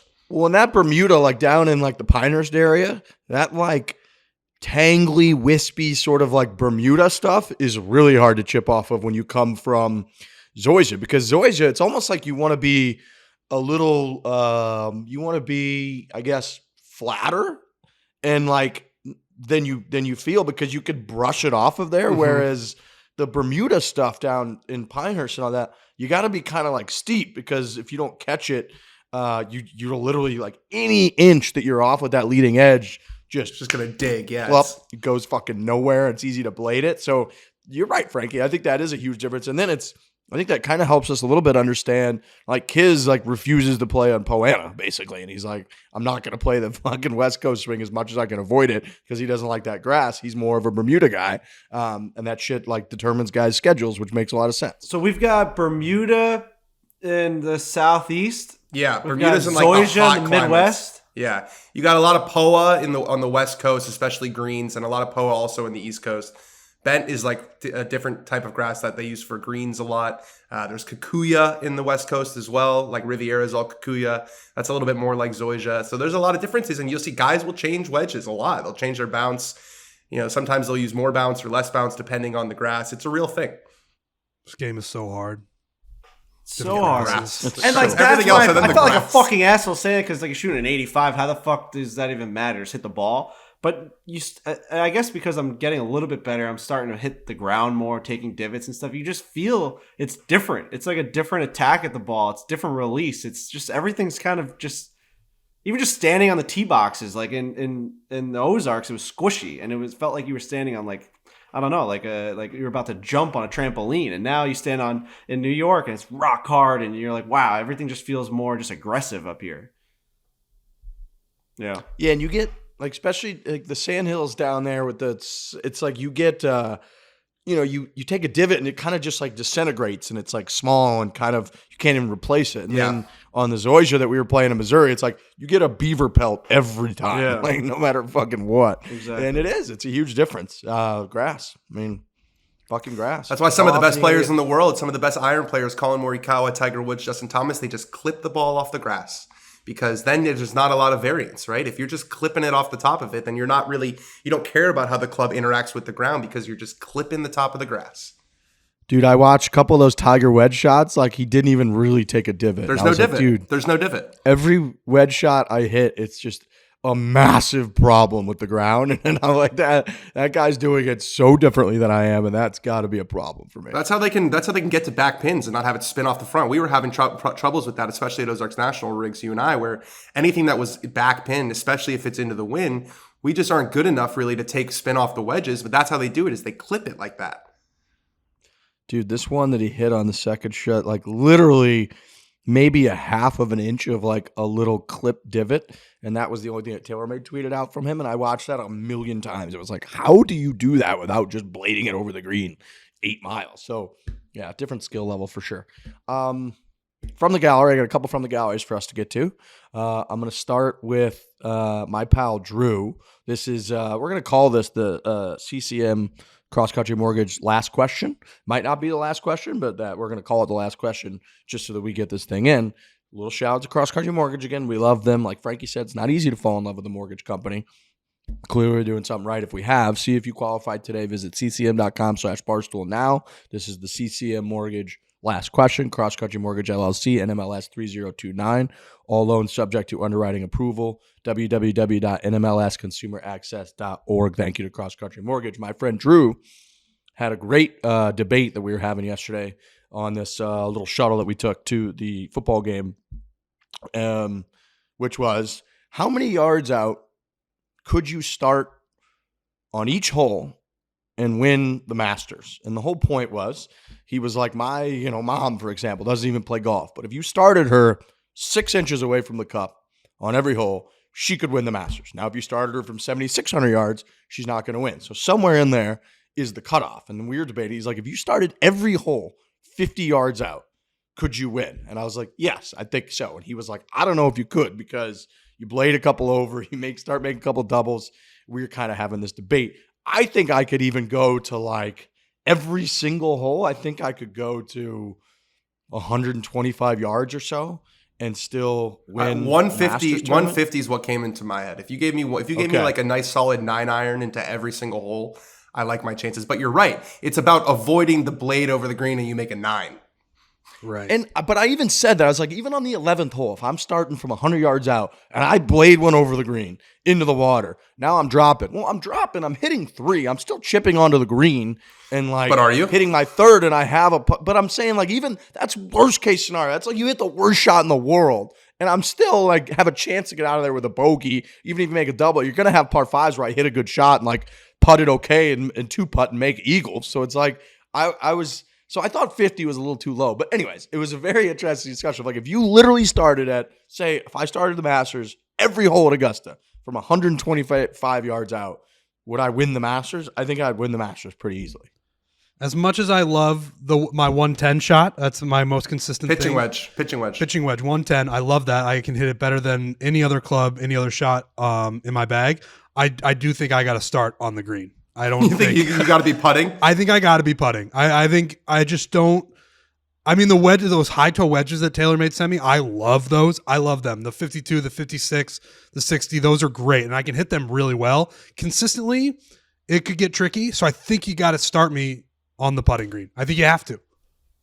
I almost wonder if it'd be harder or less likely. Like if you started on every hole from the farthest point on the green from that pin, if that would even be harder than like just starting 50 yards out. I think 100%. That's harder. I think that's way harder. At Augusta, it is. Harder. At Augusta for sure. Well, there are some putts. At give Augusta me an 82-yard chip shot. That's where I've been dialed in recently. 80 yards on every single hole. I think I'm getting that thing on with a really, really good chance to make a birdie. Is that your like little dead arm 54 you've been using? Yes. Yeah, I like that shot. Give me that all day long. I just think I find myself in really good situations to make birdies on a lot of holes, and at worst, I'm 3-putting for a par. That shot is the difference between 5 strokes in your handicap change. It's been literally, I think that shot right there just saves you 5 shots. We played how many rounds in Big Cedar? I didn't mess up that shot once. Like I don't do that I don't chunk it anymore. That used to be an extra shot every hole almost that I was in that position. Whenever I found myself around 100, from 40 yards to 100, I was adding a stroke to every single hole because I was always chunking or blading. I remember, Dan, you've probably done this, but when I think it was at Pinehurst, and I was there, and there was when nobody was fucking there, so we were trying to find shit to do every day, and we did like a wedge charting, and they basically had me, take your 60 degree and then hit it 100%, hit it 80%, hit it 50%, and we had like a full swing, monitor, and was like, let's just track, hit 3 of them each way. So hit 3 of them 100%, 3 of them 80%, 3 of them 60%. And we're just going to chart how far they go and how accurately, like how consistent, I guess. And it was amazing how like hitting any club 60 to 80%, I guess, I was significantly more consistent than hitting any of them 100%. So it was like, you literally should never, if let's say my 60 degree goes 90 yards, but my 75% 56 degree goes 90 yards. It's like you should literally hit that 56 degree 100% of the time, hit it 75%. And it was super, super interesting how clear it was. Yeah, I mean, it's eye-opening. It's like ego gets in the way, right? Because so many times you're playing with someone and they say, oh, instead of hitting the 9-iron here, I'm going to hit the half pitching wedge. And they hit it to 12 feet, and you look at them and you're thinking, why don't you just do this every time? Well, it's because they don't want to admit to themselves that pitching wedge maybe isn't 135, maybe it's 125. But the only club that you're really trying to max distance is driver. And if you start thinking about golf that way, it will change your club selection. That is really interesting. So true. It is ego. It's like it's all ego. It's like, oh, I hit my 8-iron 160. I'm not going to hit fucking 7. No way. Right. Right. And you're like, what are you doing here? Who cares? Right. Who cares? Also, nobody gives a fuck. Nobody. If you hit it close, then that's sick. Right. That's way sicker than being like, I can hit this club this far. Yeah, it's like way sicker. It's the sickest thing in the world. Right. Why are we doing this stupid shit? Fucking. And if you got that big of an ego about it, just lie. Just lie. Yeah, just fucking lie. Mismark your clubs. Just do it. Who cares? Yeah, I don't give a the fuck. scores are the only things that people sort of care about, and even that, nobody cares.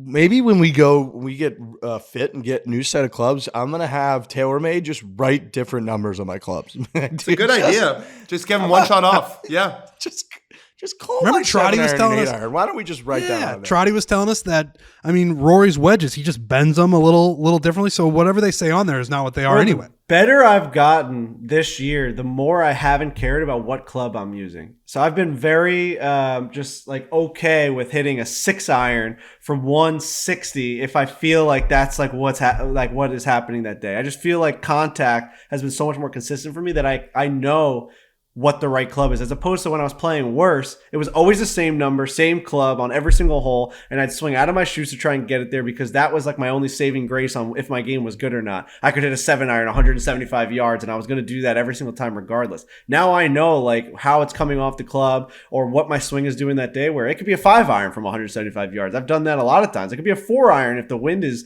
calling for it. Like, it just doesn't matter to me anymore. I just need to get it on the green. That's all I care about, is getting it on the green. Getting it on the green is great. What a feeling. What a feeling. Walk things in the air and it just lands on the green and then just stays on the green and you get to go up there with only your putter. What a Trent feeling. used a driver on some fucking holes. Well, big hybrid. We'll blur those out. I can't wait for people to see That was funny. Lurch's like half driver swing. That thing is the little bunt. ridiculous.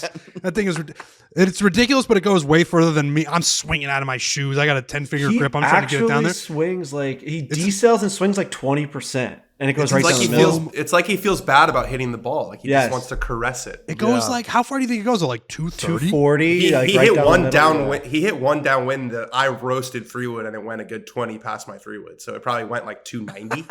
It looks so ridiculous. It looks so slow. Yeah, it's actually laugh out loud funny. He was doing it a few times, and then the last time he did, I think, was the most pronounced slow one, and we all just started laughing on the tee box. And Brendan was in the fairway, and he was looking at the drone, and he calls. He's like, "What the fuck was that?" It's Bush. Bush said he thought the camera settings were wrong, and he was standing right next to Lurch because they get like choppy, sometimes he's like, "Dude, I thought I switched settings on the camera." It's crazy. Oh fuck! What a trip that was. That was amazing. Big Cedar's incredible. Like amazing. You kind of, when you're in the moment. I mean, yeah, we were excited. We hyped it up in the last podcast, but even like after you see the view from the cottage the first time, you kind of like get numb to it a little bit. Whatever.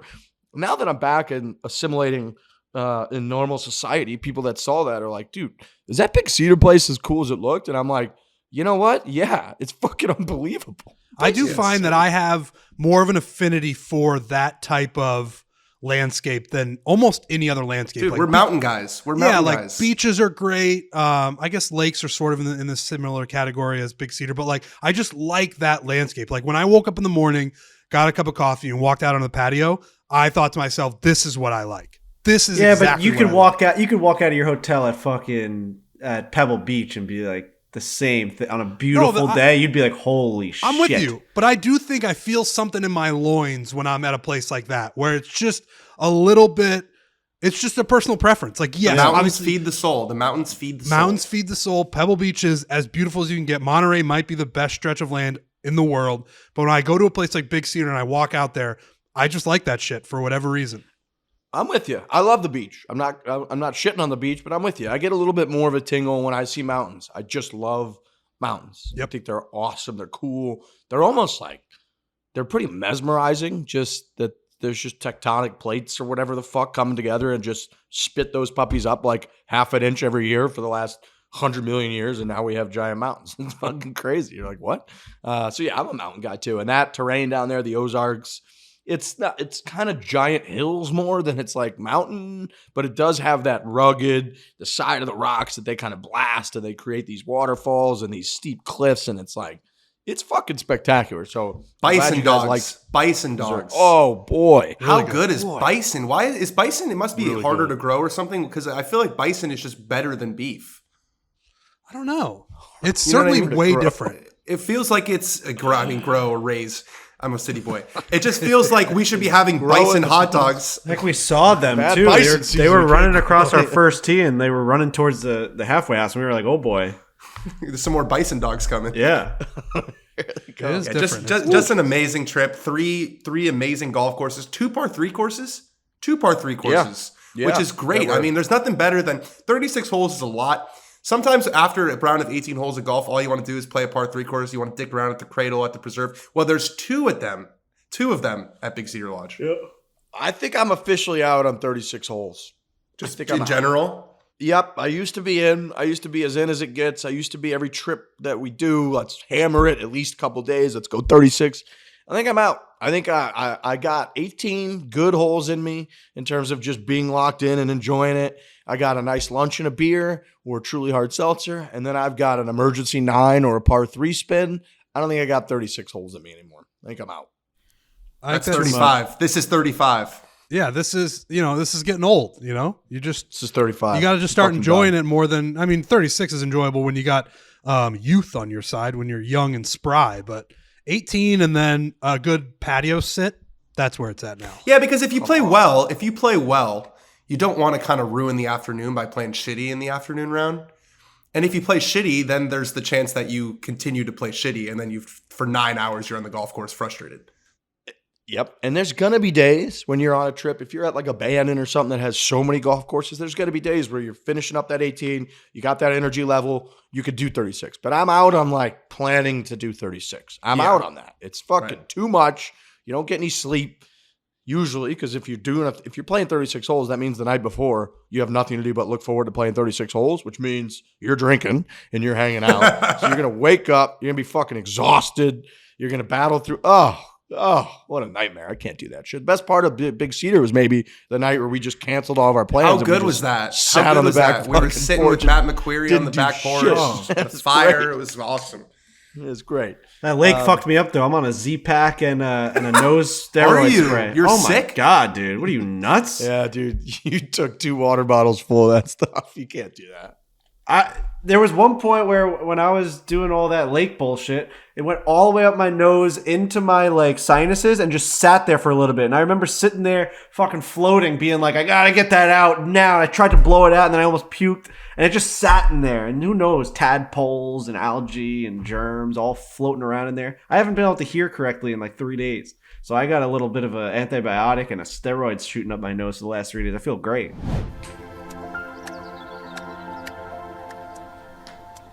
Finding the perfect stone for any type of jewelry is difficult. It's confusing, often insanely expensive. I would say most things for the folks on this show are difficult and confusing. Do you guys agree with that? Just as a general concept, I would say yes. Yeah, jewelry especially though. Jewelry is a headache. Yeah. I wouldn't even know where to start. Lightbox Jewelry offers lab-grown diamonds that are beautiful, high quality, and affordably and transparently priced. It's crazy that some lab-grown diamonds are priced like natural diamonds with those same confusing charts, even though they are grown in a lab that could control the 4 C's that determine pricing. It just doesn't make sense, but Lightbox is out to make the whole process of finding the perfect lab-grown diamond more straightforward and transparent. Lightbox lab-grown diamonds are all grown in their industry-changing lab, all grown to the same stunning standards, so they're all priced the same. Equal and fairly priced at $800 a carat. The more and less you get, the more or less you pay. It's that simple. You don't have to be guessing out there, hoping that you're not getting the raw end of the deal. Shop now at lightboxjewelry.com and use foreplay10 for 10% off. You shop loose stones for custom jewelry at lightboxjewelry.com. Get 10% off. The code, all one word, is foreplay10. That's FOREPLAY10.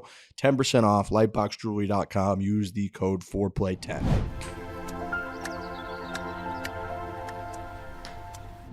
I read a book this weekend. I listened to a book, as you guys describe it. Yeah. I read Shane Gillis said something on Joe Rogan or something where he's like, I'm listening to this book right now. And he said that. And also, I think Louis C.K. said that he was listening to a book. So I'll say listening to these books. Fine. I'll say listening. So I was listening to the book. It was former FBI Director James Comey's book. And in that, he talks a lot about his earlier days with the Bureau when they're like describing after 9/11 what torture is and like legally defining it, and then giving that recommendation to the Justice Department and the Bush administration and all that back and forth. And as they were describing waterboarding, I was like, this is literally what we did to Frank. It was crazy. It was just like slow draggings of water across my head every 10 minutes or so. It was never ending. The last one you did to yourself. I just didn't know what to do. Yeah, I didn't know what to do. Let go. So, since I joined this podcast, we've admitted to sleep deprivation of our producers and waterboarding of one of our members. Yes. So we're off to a good start. I worked out this morning. This podcast is going to start getting healthy. Riggs read a book, listened to a book. Wow. Read a book, listened to a book. I worked out this morning. Riggs, you said something one of the times when we were talking. Yeah, so one of the times when we were talking about it, I think it was off mic. We're just talking about like, we got to get this shit together because we're all going to die soon. And you had said that you came across a couple or a guy who just an hour of cardio in the morning. Just get up and fucking move. Because what happens to me when I want to work out, when I get motivated, I get lost in the sauce of like, what am I going to do? All right, on Mondays and Wednesdays and Fridays, I'm going to lift weights. And then on Tuesdays and Thursdays, I'm going to do some cardio. Never going to happen. Right. I plan for things that I'm just never going to do. So I need to simplify it for myself. So I want to do 1 hour of cardio in the morning. So this morning, there's a cardio room in this new building that I moved into 3 months ago. You really are the richest person in the world. Yeah, sure. and there's just 2 treadmills and a bike or whatever. And I just got on the treadmill. I said, I'm going to be on this treadmill for an hour. What I do doesn't matter. So I walked some, I ran some, I walked some, I ran some. And after an hour, I was sweating my dick off.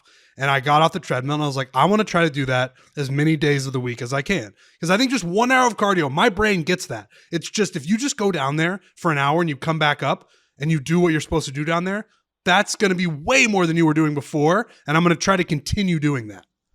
I'm going to do an hour of cardio today, Trent. You inspired me.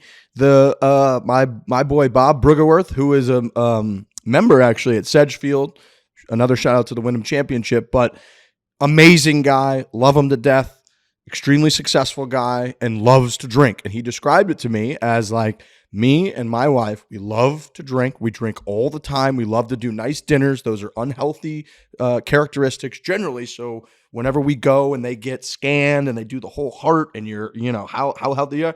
And my doctor's always blown away. And he's like, that's because as much as we like to enjoy ourselves, enjoy beverages, be social, we get up every day and we do an hour of hard cardio and it keeps us healthy and allows us to live however the hell we want to live. So you're motivating me now, Trent Daddy. I'm going to do an hour of cardio today. I haven't done cardio in fucking forever. And I will say that I finally woke up Friday and had all that soreness from the fucking water skiing and shit that we did. A little delayed soreness. I couldn't move my arms. And it's a perfect opportunity. We are traveling less now because what also happens to me is when we travel so much, I'll like get started. I'll do it for 2 days and then we fly to wherever. We go out to dinners. We're eating like crazy and I just fall off. Now we've got like a little bit of a stretch where I can try to get into a routine. So now is the time. Just an hour of cardio. Doesn't matter what that is. Like I'm telling you, I get so bogged down in the expectation of what I'm going to do. Like, oh, you got to run for half an hour and you got to, do sprints for 10 minutes. Like just go down there and stand on that treadmill and whatever happens, happens. And that is 1,000,000 times more than you were doing before. So it's healthy.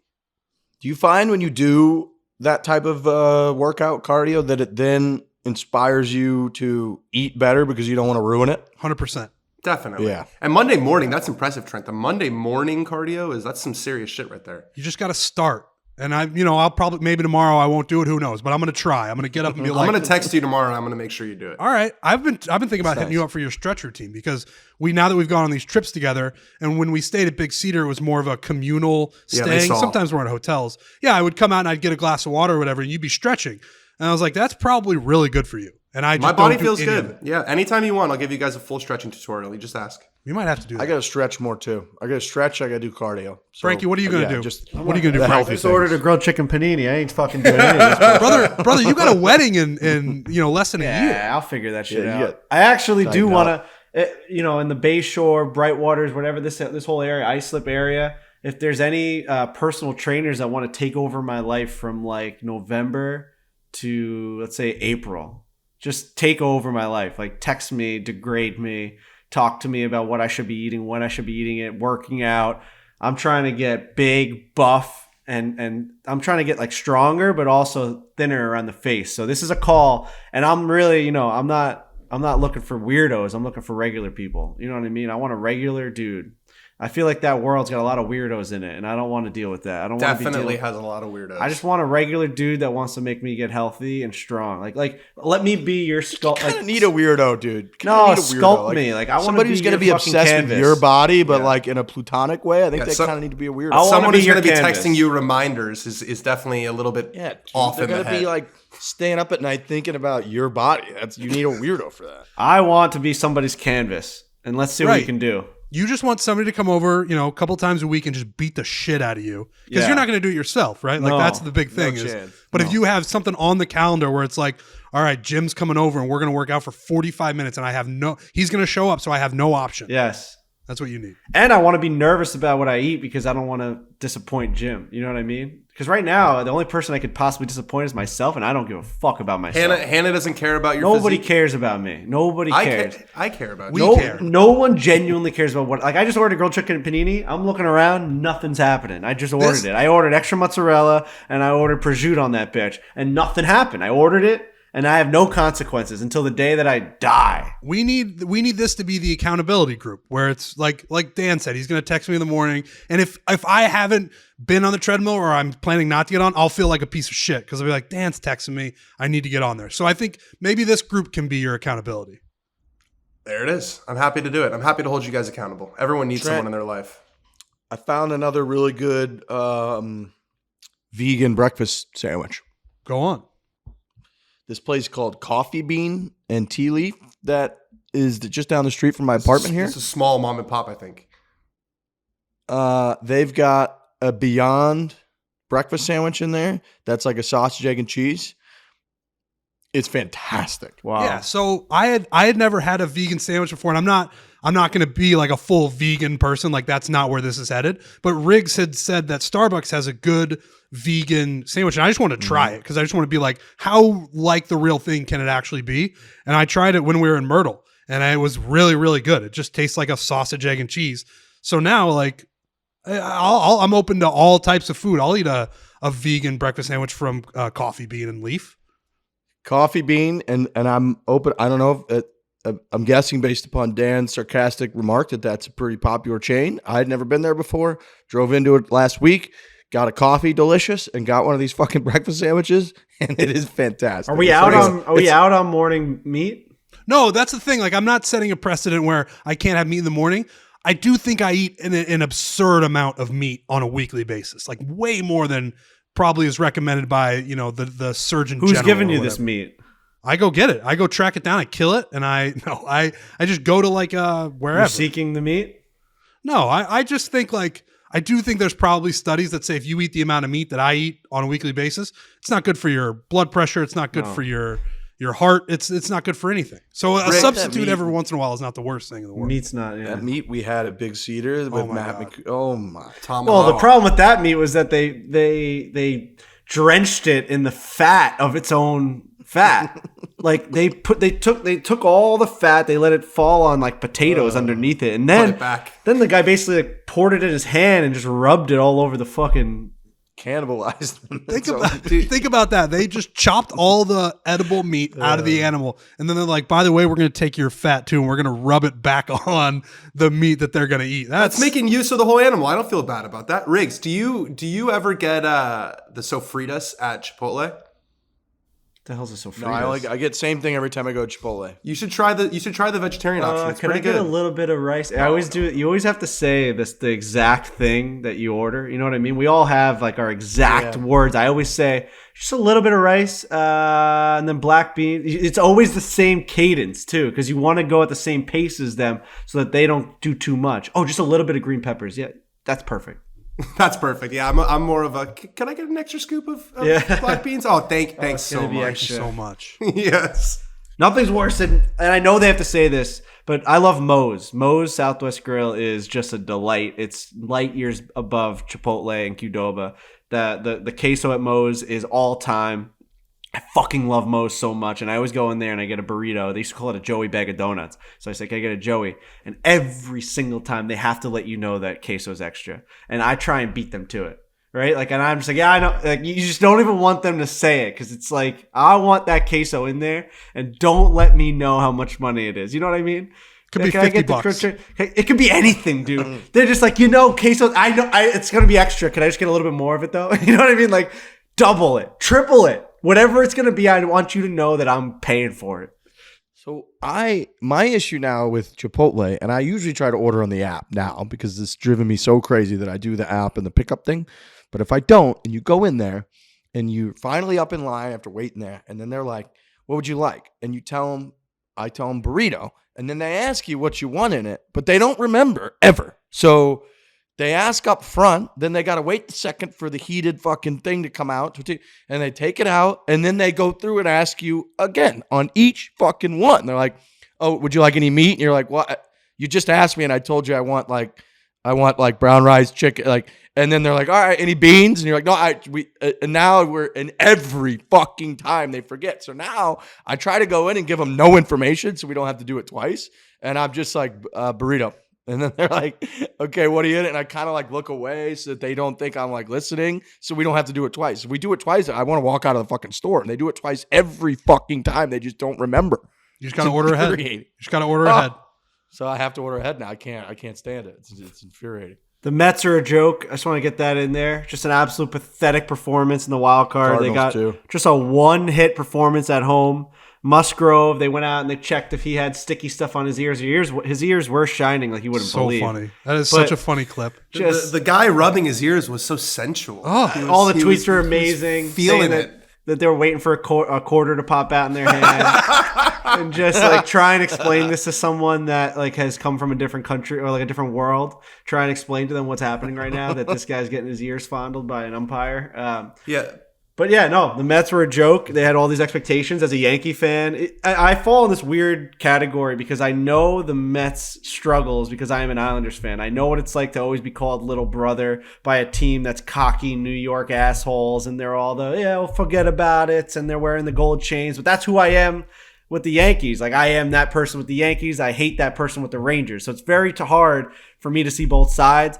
But I'm an asshole when it comes to the Mets. I fucking hate them. I think that they're a joke. The difference between the Mets and the Yankees and the Islanders and the Rangers is that the Mets have literally nothing compared to the Yankees when it comes to history, and the Islanders have the same history when it comes to the Rangers. So, the Mets were all high and mighty. They were walking around saying this is their city. Uncle Stevie was going to come in and spend all the money, open checkbook, and 100-win season. They lost the wild card. They blew the division, and they lost the wild card in embarrassing fashion, and they're back to just the miserable old Mets. I'm getting text messages from my uncles and all my family members saying they're not going to see them anymore. They're going away, that the family's not going to see them on Thanksgiving anymore. This was it. This was their year. So it's been fucking a great couple days.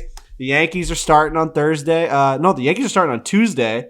I'm wearing a Barstool New York hat. It's a new line. It's actually really good. It's a blue with the gray New York. Yeah, I do like that. So those guys will be streaming. I think that we're doing Breaking 90 tomorrow, so I'm not going to be on that stream. But it's going to be fun. It's going to be a fun time. Yankees playoff baseball. Let's go. Think about how embarrassing that is, that you're getting pounded so badly that you have to accuse the other team of cheating. You couldn't possibly just be losing that bad. It'd be like if you were playing golf and you were like, check that guy's grooves because he's just way better at golf than I am. That's love. Well, the best was that they were saying his spin rate was so high that it had to have been cheating. Like there was such a change in his spin rate that something had happened. And then they went and checked him. Nothing was there. And then that next at bat, he threw 3 curveballs that had the highest spin rate of the game. Yeah, they were like, fuck you guys. They were falling off the edge of the table. And everyone's like, what the fuck was that? And he looked at them. He's like, fuck you. Who's checking spin rate? Is that a real thing that they know? Yeah. So they know what his spin rate is every single throw. And apparently let's say, I don't know what the numbers are. So let's say for regular numbers, the number is 2,000, right?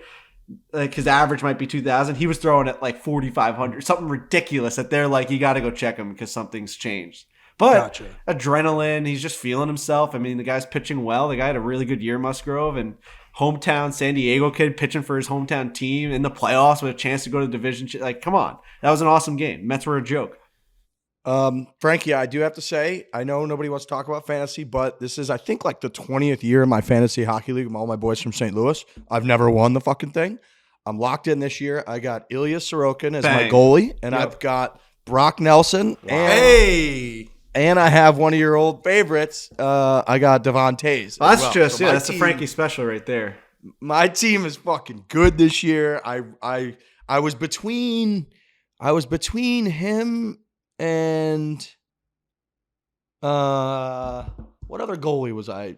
I ended up with 2 really good ones because I went goalie because our league's fucking super heavily weighted towards goaltenders. But anyways, I think he's going to win the Vezina this year.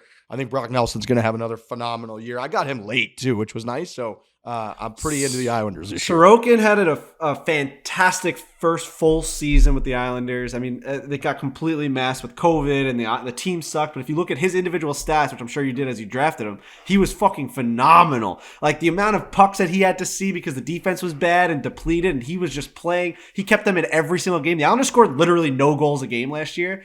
And they were, only 8 points out of a playoff spot because they rallied back at the end. So he's going to be really good this year. He looked amazing against the Rangers in their dress rehearsal finals. Dude, he had 7 shutouts last year. Dude, he's he had sick. I think a 9.25 save percentage for a team that was clearly terrible. It's fucking him and Shesterkin in Russia were like the 1-2 punch of like God's gift to the earth out there. Like they couldn't believe how good these two goalies were, and now they're both in New York. So it's going to be fun to watch them go against each other for the rest of. I do think I always say Aaron Sorkin every time I see his fucking name, so I have to work on that because it just in my head I always think Aaron Sorkin and people talking really fast while walking at the same time.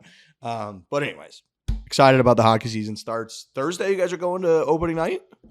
Is that the plan? I was going to get the jersey when Frankie was talking about it. We're going Thursday, right? We're gonna go Thursday. Yeah, I mean it sucks. It's Yankees fucking game 2, but I'm not. I'll never ever miss an Islanders opening day. I don't know what's gonna happen. I mean I can't. It's Islanders. It's Islanders. So how many in a row will this be?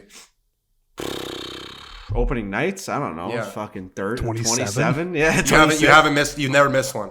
I've probably missed one here or there. I mean, just because of recent years of like home openers, I honestly don't remember the last time I missed one. I can't. Good for you. I can't even begin to think of when I missed one. Maybe when I was 12. I'm excited because Brock Nelson sent me this jersey. I don't know if we got into that part. I was looking to buy one and he was like, I'll just send you one because he's the nicest, coolest dude in the world. And then when I got it, I sent him a picture thanking him and he was like, fuck yeah, you got it for opening night. So we'll see you there. So I got to be there. Place is going to be buzzing. Like there was a little nerves in the beginning of this, the preseason. They like weren't scoring the first couple of games. Now all their guys are going, they've won. I think they went like 3-2 or 4-1 in the preseason. They're like rolling into the season. We're ready to go. Come on, baby. I'm 1-0 at the UBS. So you are 1-0. The place is going to be electric. Let's go. Everyone's so pissed off what happened last year. They didn't get like a fun first year at the new stadium. This year, clean slate. Clean slate. I love a clean slate. 0-0. Are you kidding me? And we're going to a great game. Florida Panthers. Sweater looks great. Florida Panthers just got what's his name from fucking who'd the Panthers just get? They just got Kachuk. So that's gonna they're a wagon right now. Like they're a little bit scared. They're gonna be good again, right? Gonna be a good game. Yeah. Yeah. All right, boys. Well, this was fun, per usual. Really fun. A wide array of topics discussed, I would say. And we'll be back on Thursday. Everybody have a great week. A lot of sports going on, so we'll have a lot more to talk about, even if there's nothing going on in the world of golf. But there are things going on in the world of golf. So great time. Hit it hard. We'll see you on Thursday. Hit it hard. Hit it hard.